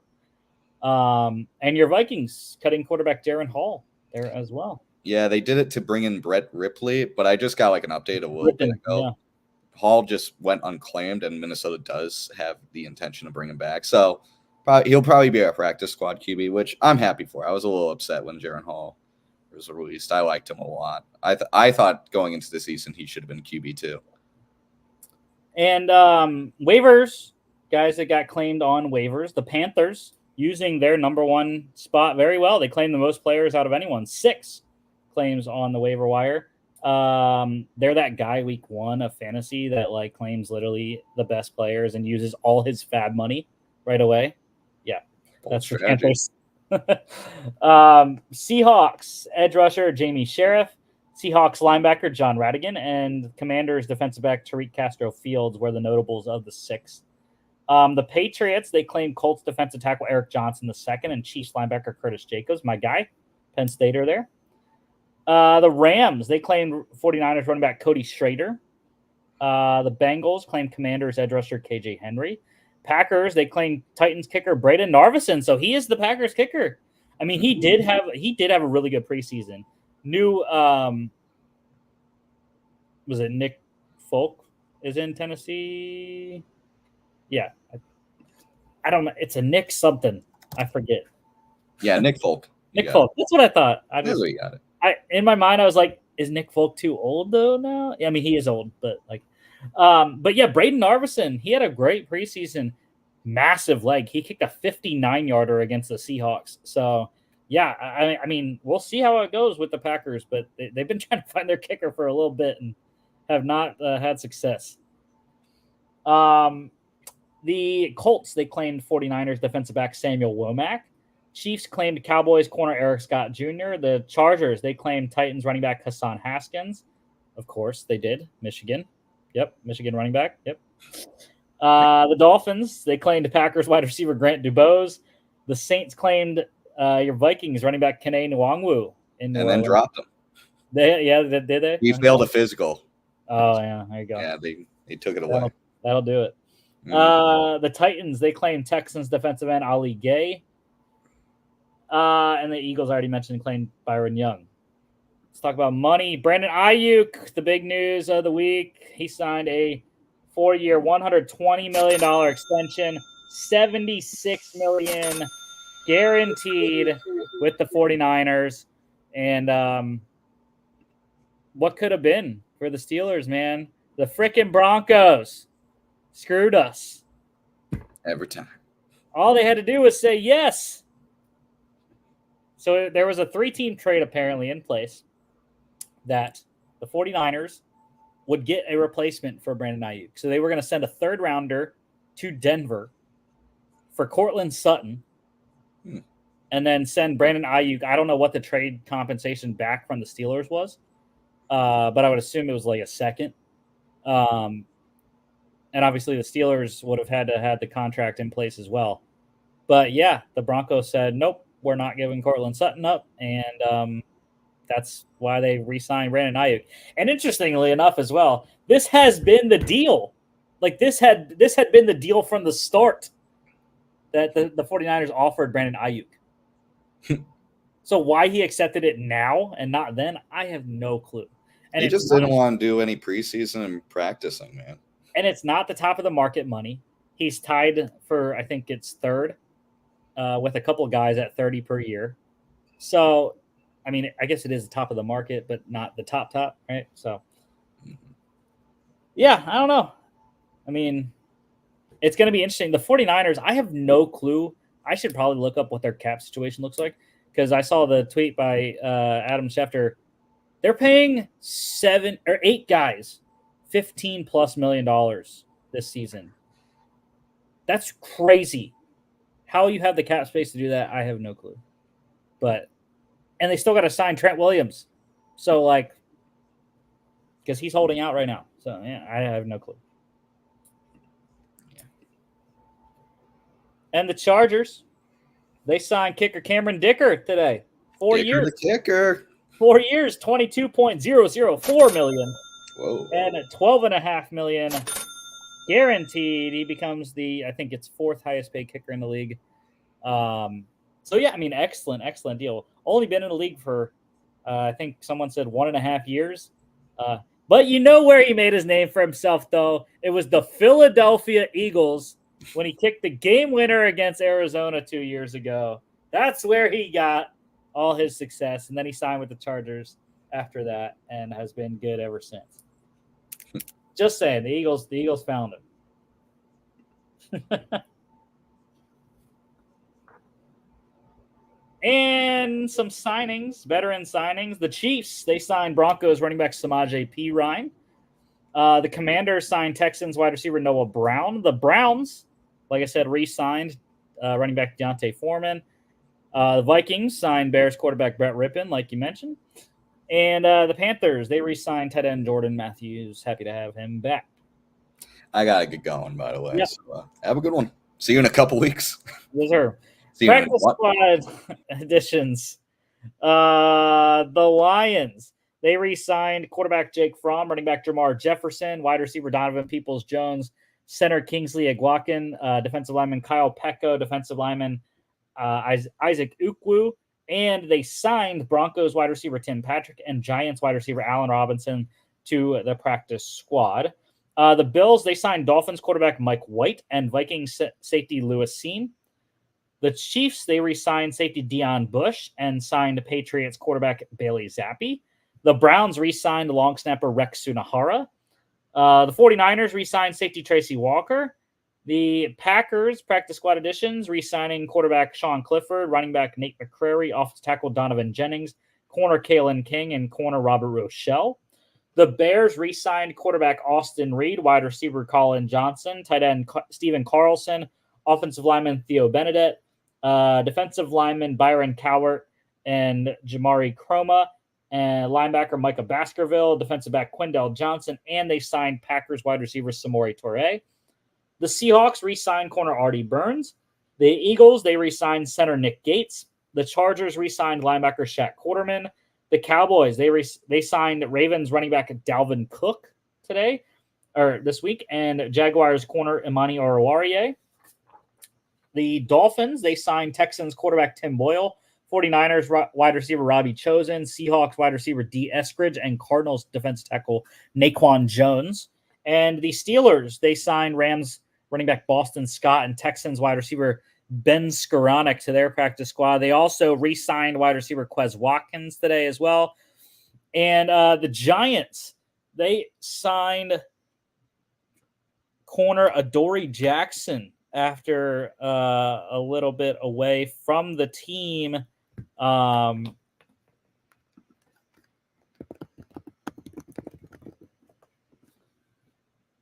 Adoree originally drafted by the Giants, or drafted by the Titans, but re-signed by the Giants, I should say, because he was with them last year as well.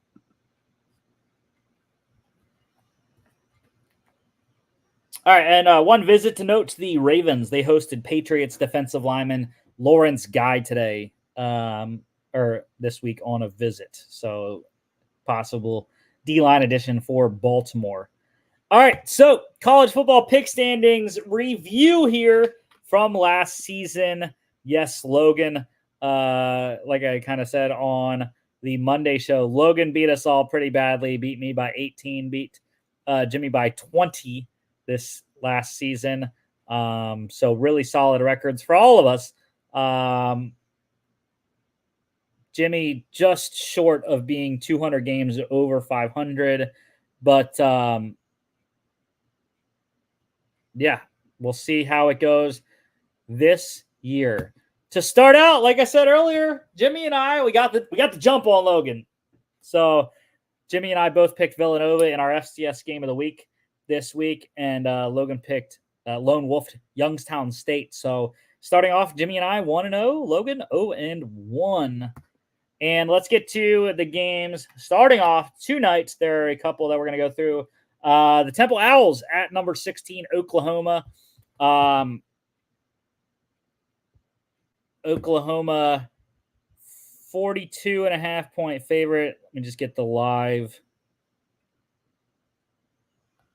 feed here. 43 on the live line here. I don't really like it. The spread, I think that was too much. I know Temple's not that great, but we'll see. Jackson Arnold, I think, has a lot to prove in my mind, but I think Oklahoma does win this game handily. I need them to score 50 points, so we'll see how many Temple can score on the OU defense. But total is 57.5. I would lean on the under. Not sure about Temple and how much they're going to be able to score.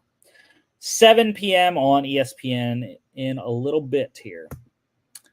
FAU at Michigan, another owl there at the Spartans. Michigan State 13-point favorites at home here. I would lean on them to cover that. I know there's a lot of question marks. Jonathan Smith's first year at the head of Sparty. I think they're going to be underdogs in a lot of games, but we'll see. We'll see if teams overlook them or not. They got solid quarterback in Aiden Childs. I think they could cover, though, 13 or 14 there. Total is 44.5. I would lean on the over, actually. I do think there are some points to be had in this game. 7 p.m. on Big Ten Network.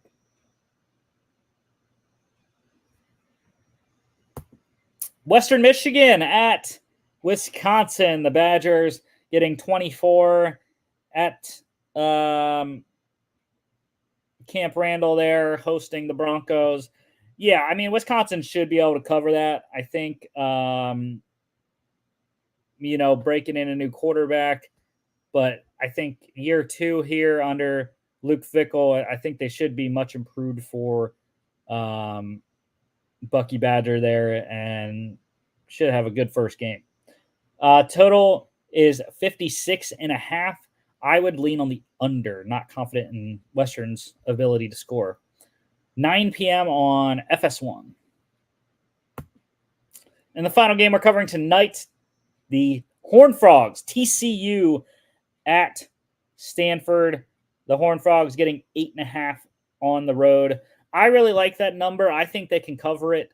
I just think Stanford is such a tough team, and I didn't have them winning that many games this year anyways. Troy Taylor is in a tough position, but yeah, I think Sonny Dykson squad, they can get it done there for the Horned Frogs and cover 8.5. The total is 59.5. I like the under. I just don't think Stanford's going to be able to score that many points. This one's 10:30 on ESPN tonight.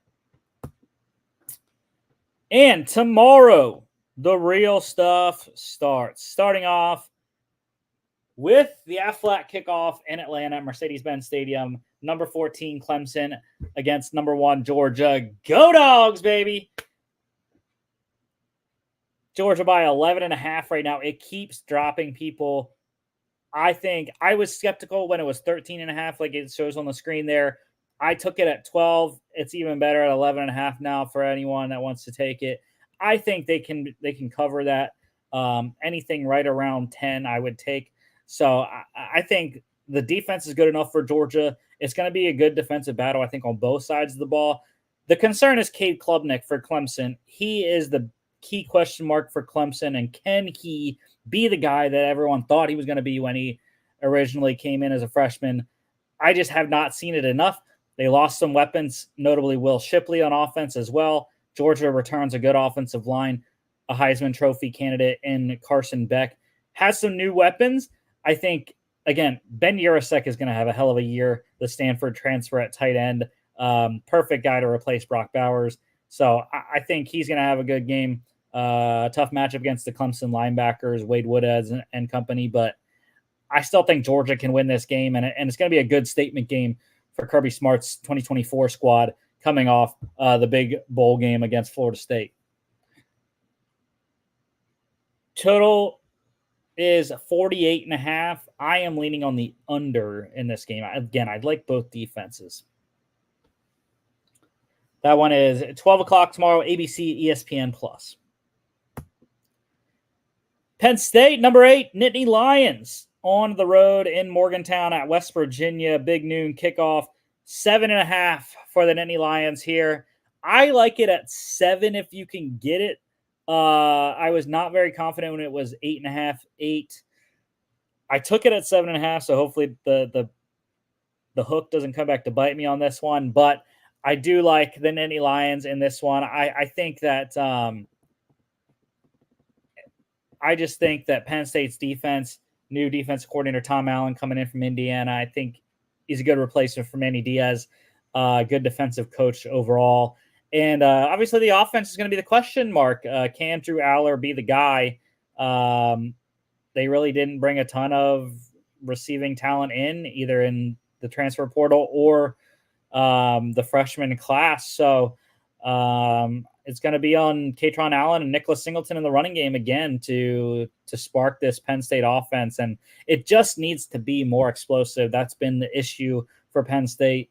And hopefully we can see those explosive plays against the Mountaineers on Saturday. Total is 50.5. I am leaning on the under, but it'll be close, I think. Penn State, though, gets it done. Like I said, big noon kickoff, 12 p.m. on Fox. Illinois State, the Redbirds at number 25. Iowa, the Hawkeyes getting 22.5 at home.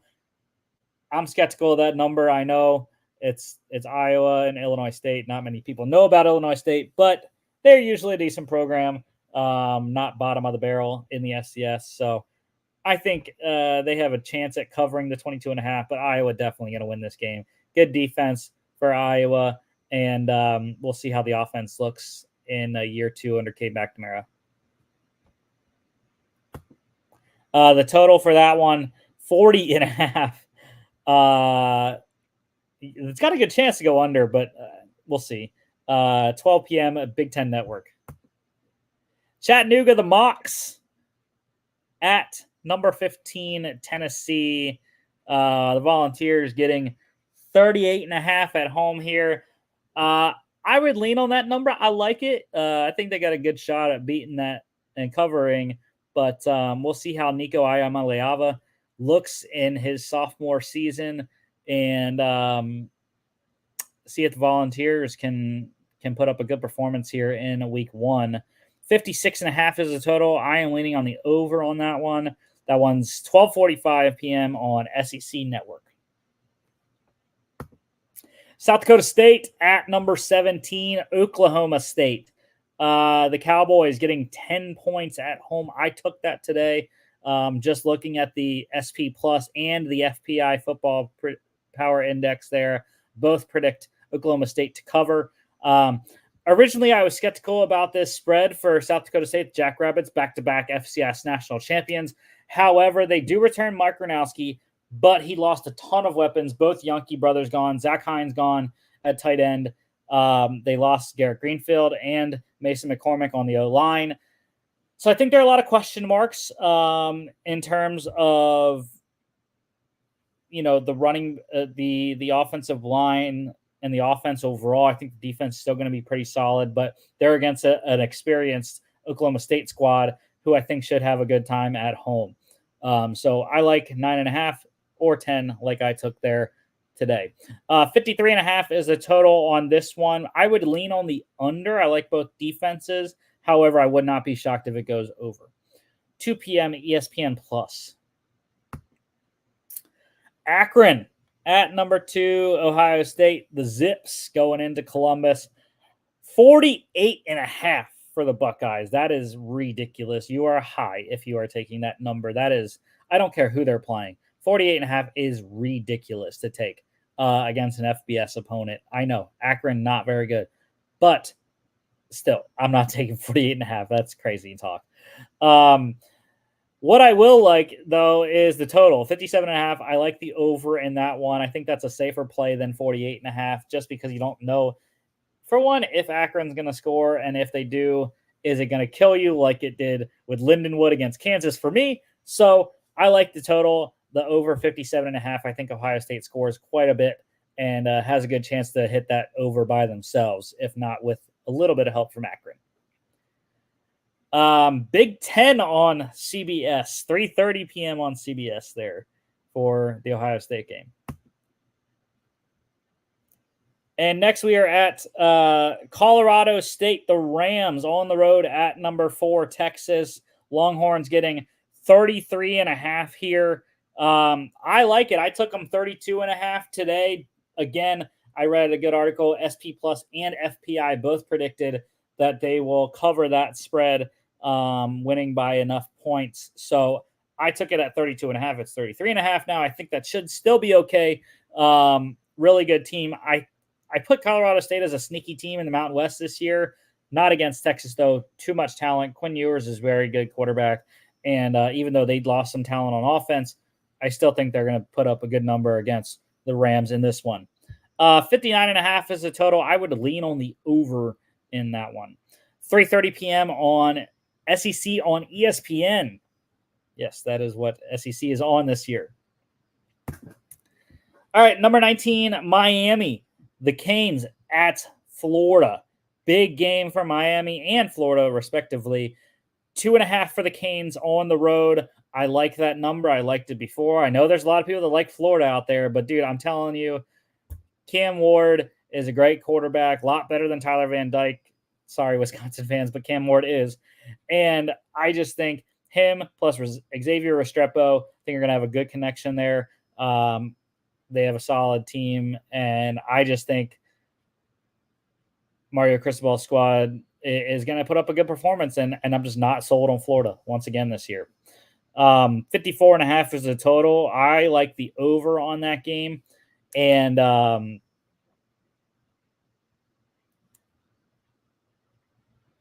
this one is 3:30 ABC and ESPN Plus.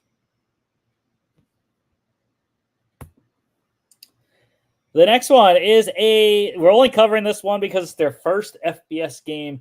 Kennesaw State, the Owls at the UTSA Roadrunners. UTSA getting 24 at home. Yeah, Kennesaw is probably going to get beat up.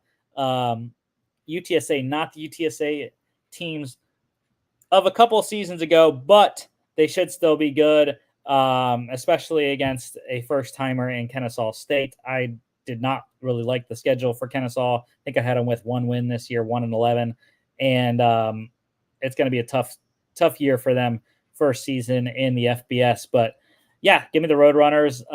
Not sure about the spread, but total 49.5. I do lean on the over on that one. 3:30 ESPN Plus.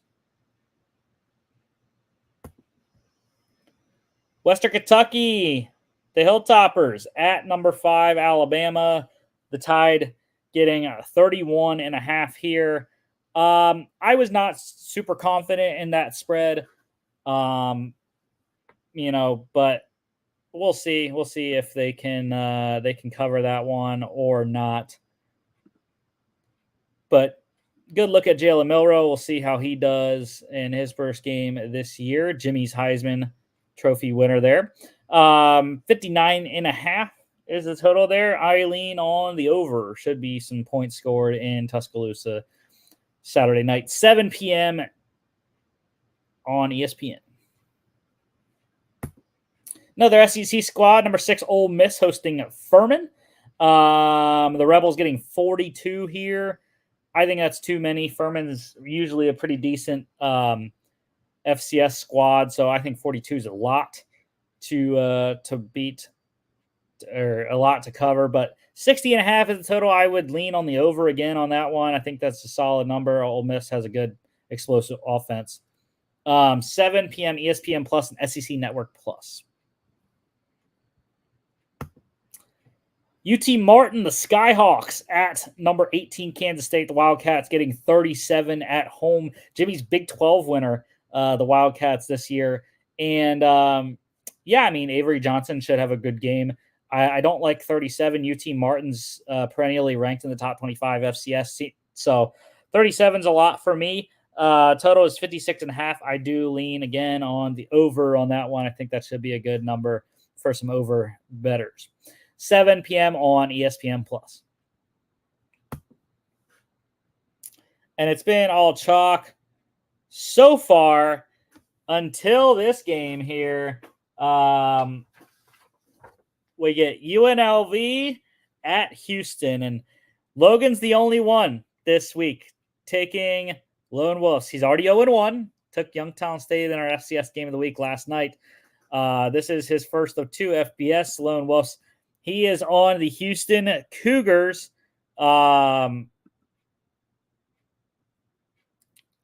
Host 3-point favorites at home against UNLV. Jimmy and I, we both like the Rebels, and how could you not? Barry Odom's squad had a great season last year, 9-4, I believe. They were in the Mountain West Championship game, lost to Boise State, but I still think they are going to be a solid squad this year, even without Jaden Mayava.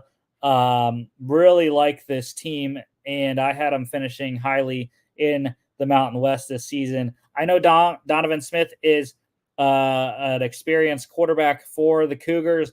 However, I just like UNLV too much, and I like them to win. So give me UNLV on the money line as Jimmy and I have it. Total is 55.5. I think there could be some points scored in that one, over 55.5.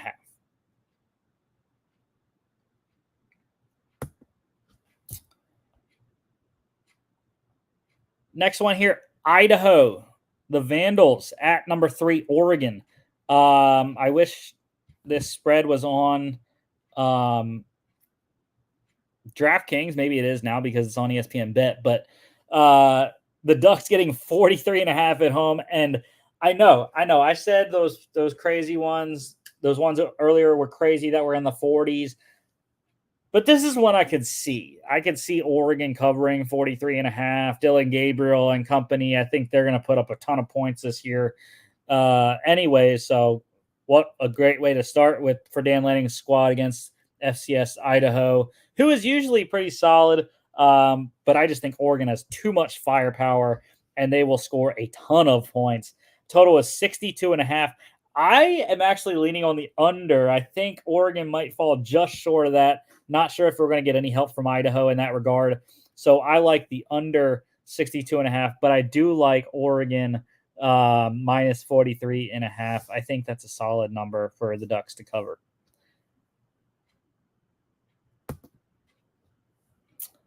All right. The big one, number 7, the other big one, I say, Clemson, Georgia, the highest ranked matchup this week. But number 7, Notre Dame, 3-point underdogs at Kyle Field. Number 20, Texas A&M, the Aggies hosting the Irish. I love Notre Dame. I understand. Head coach Mike Elko for A&M knows what makes Riley Leonard tick, the Irish quarterback transfer from Duke. But I just think Riley Leonard's too good. The Notre Dame defense is too good. And they are going to give Connor Wegman some issues up front. I know Notre Dame's got some young players starting on the offensive line. A&M's got a good D-line. I just have super confidence in Notre Dame. I had them going undefeated this year, 12-0. This is their biggest test of the season. And I think they will win this one outright. Notre Dame money line at plus money will be hard to come by this season. So get it while you can. It has continued to stay 3 for most of the week. So total is 46.5. I have the under in this game. 2 really good defenses. I think is going to be entertaining football there in College Station. 7:30 ABC and ESPN Plus.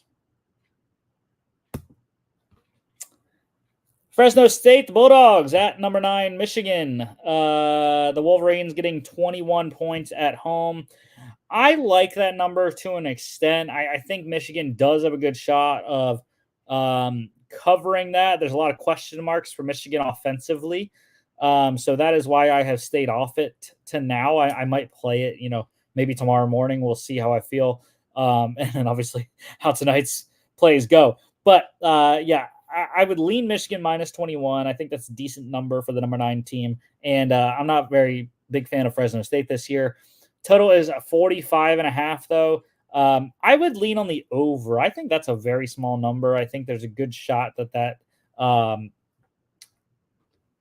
definitely could go over. I think it's a really low number, but Michigan has disappointed me before. in the spread and over betting game. Let's go to New Mexico. John Babington's New Mexico Lobos. They are 0-1. They are on the road at number 21, Arizona. The Wildcats, my pick to win the Big 12 this year. I just think Arizona is going to be awesome with Tetro and McMillan at wide receiver, Noah Fafita at quarterback. That is why I love Arizona. Brent Brennan comes in from San Jose State, brought up a couple of his players with him. I just think he is a great coach, won a lot of games at San Jose State, and I think Arizona has a quality offense, and we'll see how they do defensively, but I think they got a good chance to win this game handily. 30 points is the spread for the Wildcats in this one. Not sure if they cover that. New Mexico had a tough game against fourth-ranked Montana State last week in the FCS there, but I think Arizona's a much better opponent, so would not be shocked if the Wildcats cover. I'm suspect, though, and I'm not really taking that. So I would lean minus 30, though. Total is 58.5.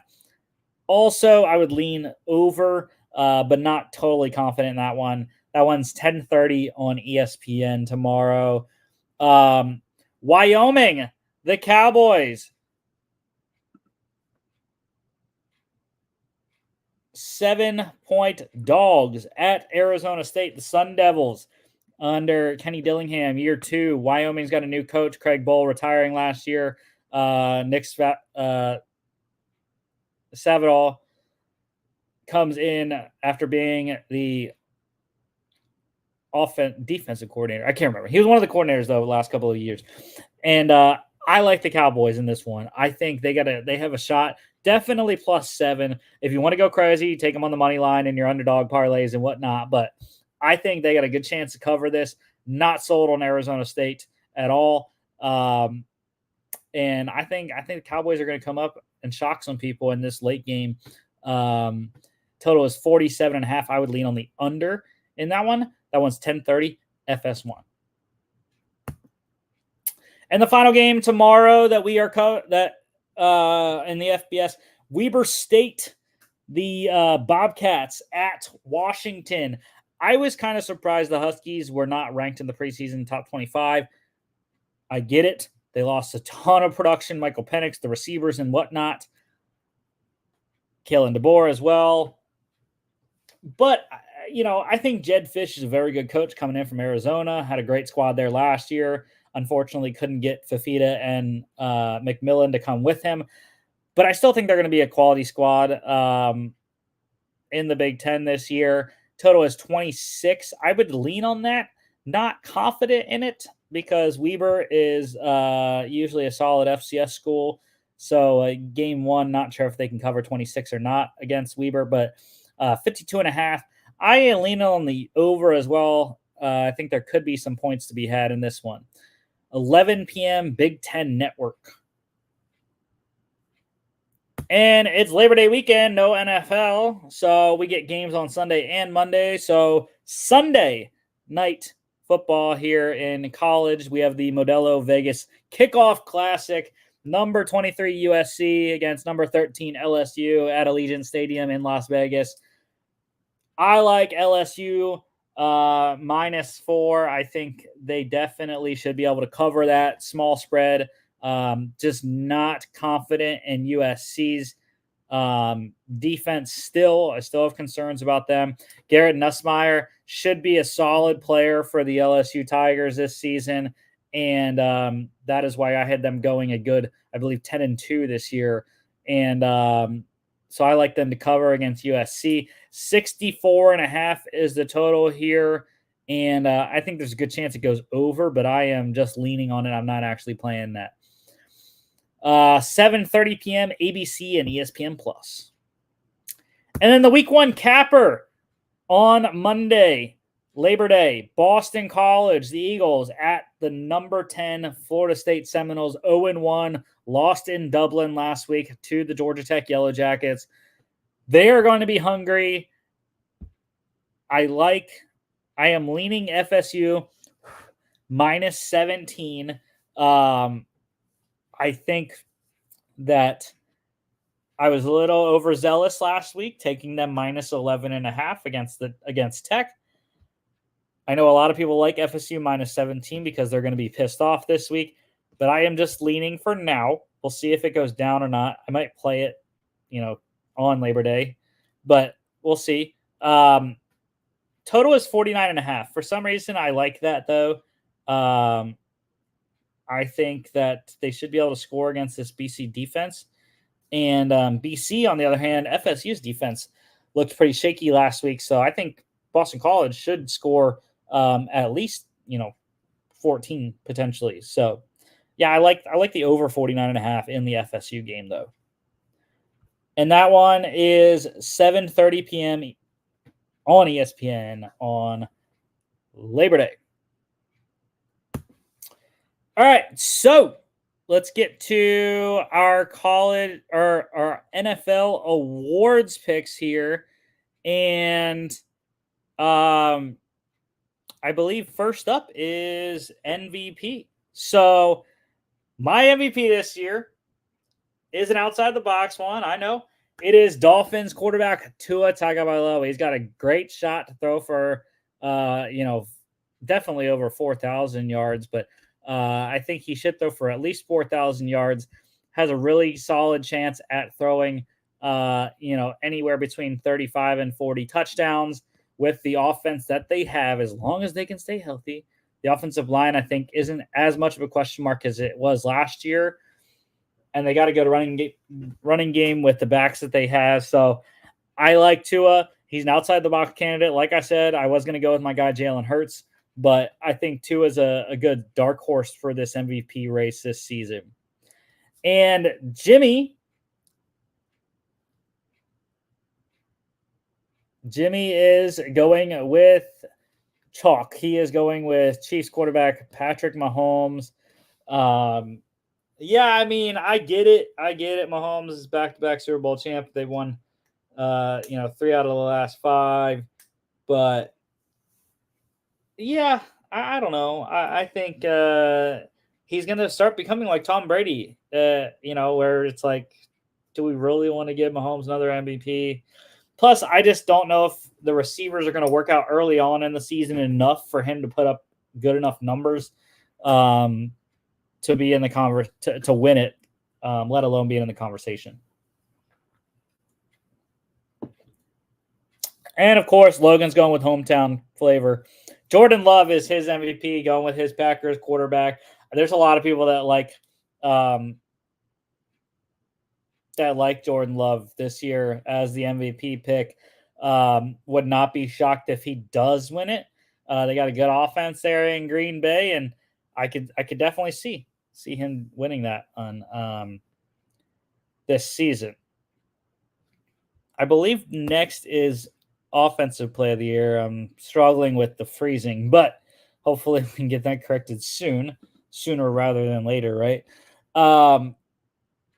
Offensive play of the year, though, Logan is going with CeeDee Lamb, coming off the big contract. I don't know. We'll see. We'll see if Dak, is good again this year or not. But solid pick nonetheless. And Jimmy's going with my MVP's receiver. Yeah, I mean, he's going with Tyreek Hill, who I picked last year as offensive player of the year. Would not be shocked if Tyreek won it this year. Excellent player, and voted as the NFL's #1 player in their top 100 players list this year. However, with my offensive player of the year, I am going chalk. CMC, of course. I know he had the calf issue in preseason, and he's got the Madden curse with him as well. I don't care. I think he's still going to put up a massive amount of yards. Could potentially be another 2,000 yard scrimmage yard season with 20 touchdowns or whatever. And I think he's got a really good shot at winning offensive player of the year once again. So next should be defensive player of the year, I think. And Jimmy and we are going with my guy, TJ Watt. He should be a 3-time Defensive Player of the Year award winner. I will say that. He's only won one because of stupid stuff like voters voting for Aaron Donald a couple of seasons ago. Should have been Watt. And last season should have been TJ Watt, not Myles Garrett. The freaking analytics people went with Myles Garrett just like Logan did. But dude, I'm telling you, it should be TJ Watt. He should continue to be one of the top defensive players in the league, if not the top, and produce another crazy good season and win what should be his 4th Defensive Player of the Year, but will end up being only his 2nd. And I think Coach of the Year is next, if I'm not mistaken. I could be mistaken. Anyways, we're going to talk about Coach of the Year now. Logan is going once again with the Packers. Matt LaFleur is his pick for Coach of the Year. Again, if Jordan Love has an MVP season, would not be shocked if it is Coach LaFleur as the Coach of the Year. Jimmy, he is going with the one that kind of surprised me from Jimmy. He's going with Robert Saleh and the Jets. I think I picked Saleh last year, or maybe it was the year before that. But yeah, I mean, that's an excellent dark horse pick for Coach of the Year this season with A-Rod there and some of the pieces they have. We'll see if their defense can continue to be good. But yeah, I like that one.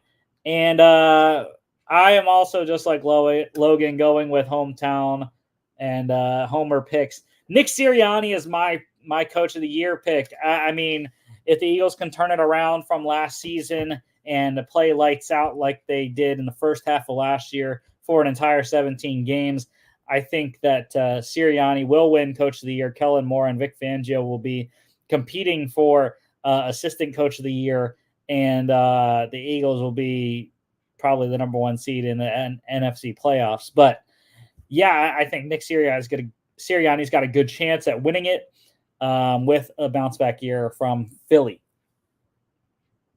Let's talk about Offensive Rookie of the Year here. And we are all on the same page, just like last season. Last year, we all went with Bryce Young. He did not win it. He did not.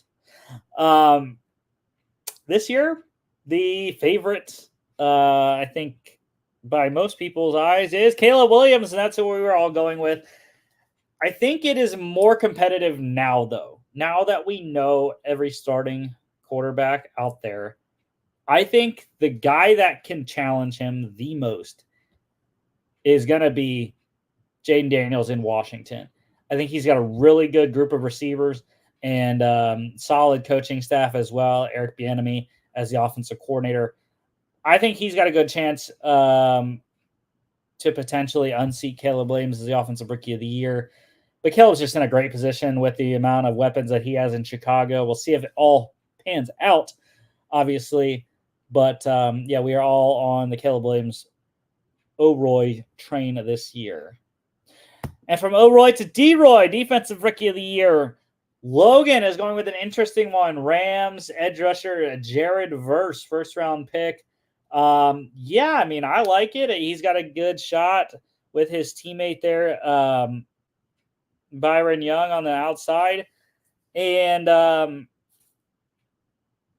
don't have much else to say about his. Jimmy, Defensive Rookie of the Year, he's going with his homer pick, Dallas Turner. Had a decent preseason. I wasn't that impressed for one, but got to fill some shoes with Danielle Hunter, and he'll have ample opportunity, I will say, in Minnesota. My Defensive Rookie of the Year is also a homer pick. I'm going back to the Philadelphia Eagles. It is corner Quinyon Mitchell.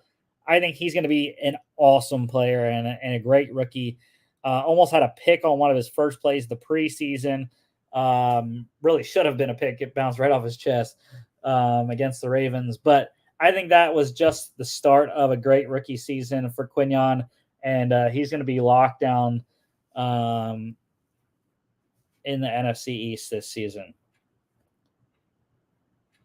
And finally, comeback player of the year, Jimmy. Jimmy is going with Aaron Rodgers, As is Logan. I think Aaron Rodgers is probably a lot of people's pick. Coming off the Achilles and the amount of weapons that they have in New York for him. I understand that. However, I am going with Joe Burrow. I love Joey B as the comeback player of the year, coming back from the broken thumb, missing a bunch of games last season. I think he's going to be excellent this year. Obviously, they don't have Tyler Boyd anymore, but T. Higgins is still there, and they still have Jamar Chase. They added Mike Gesicki in the tight end room, and got Zach Moss and in free agency, and have Chase Brown still there. More of a pass catcher duo at running back than they are running the ball, but still efficient there. I just think Joe Burrow is set up for success, even in a tough division. So I like Joey B as my comeback player of the year.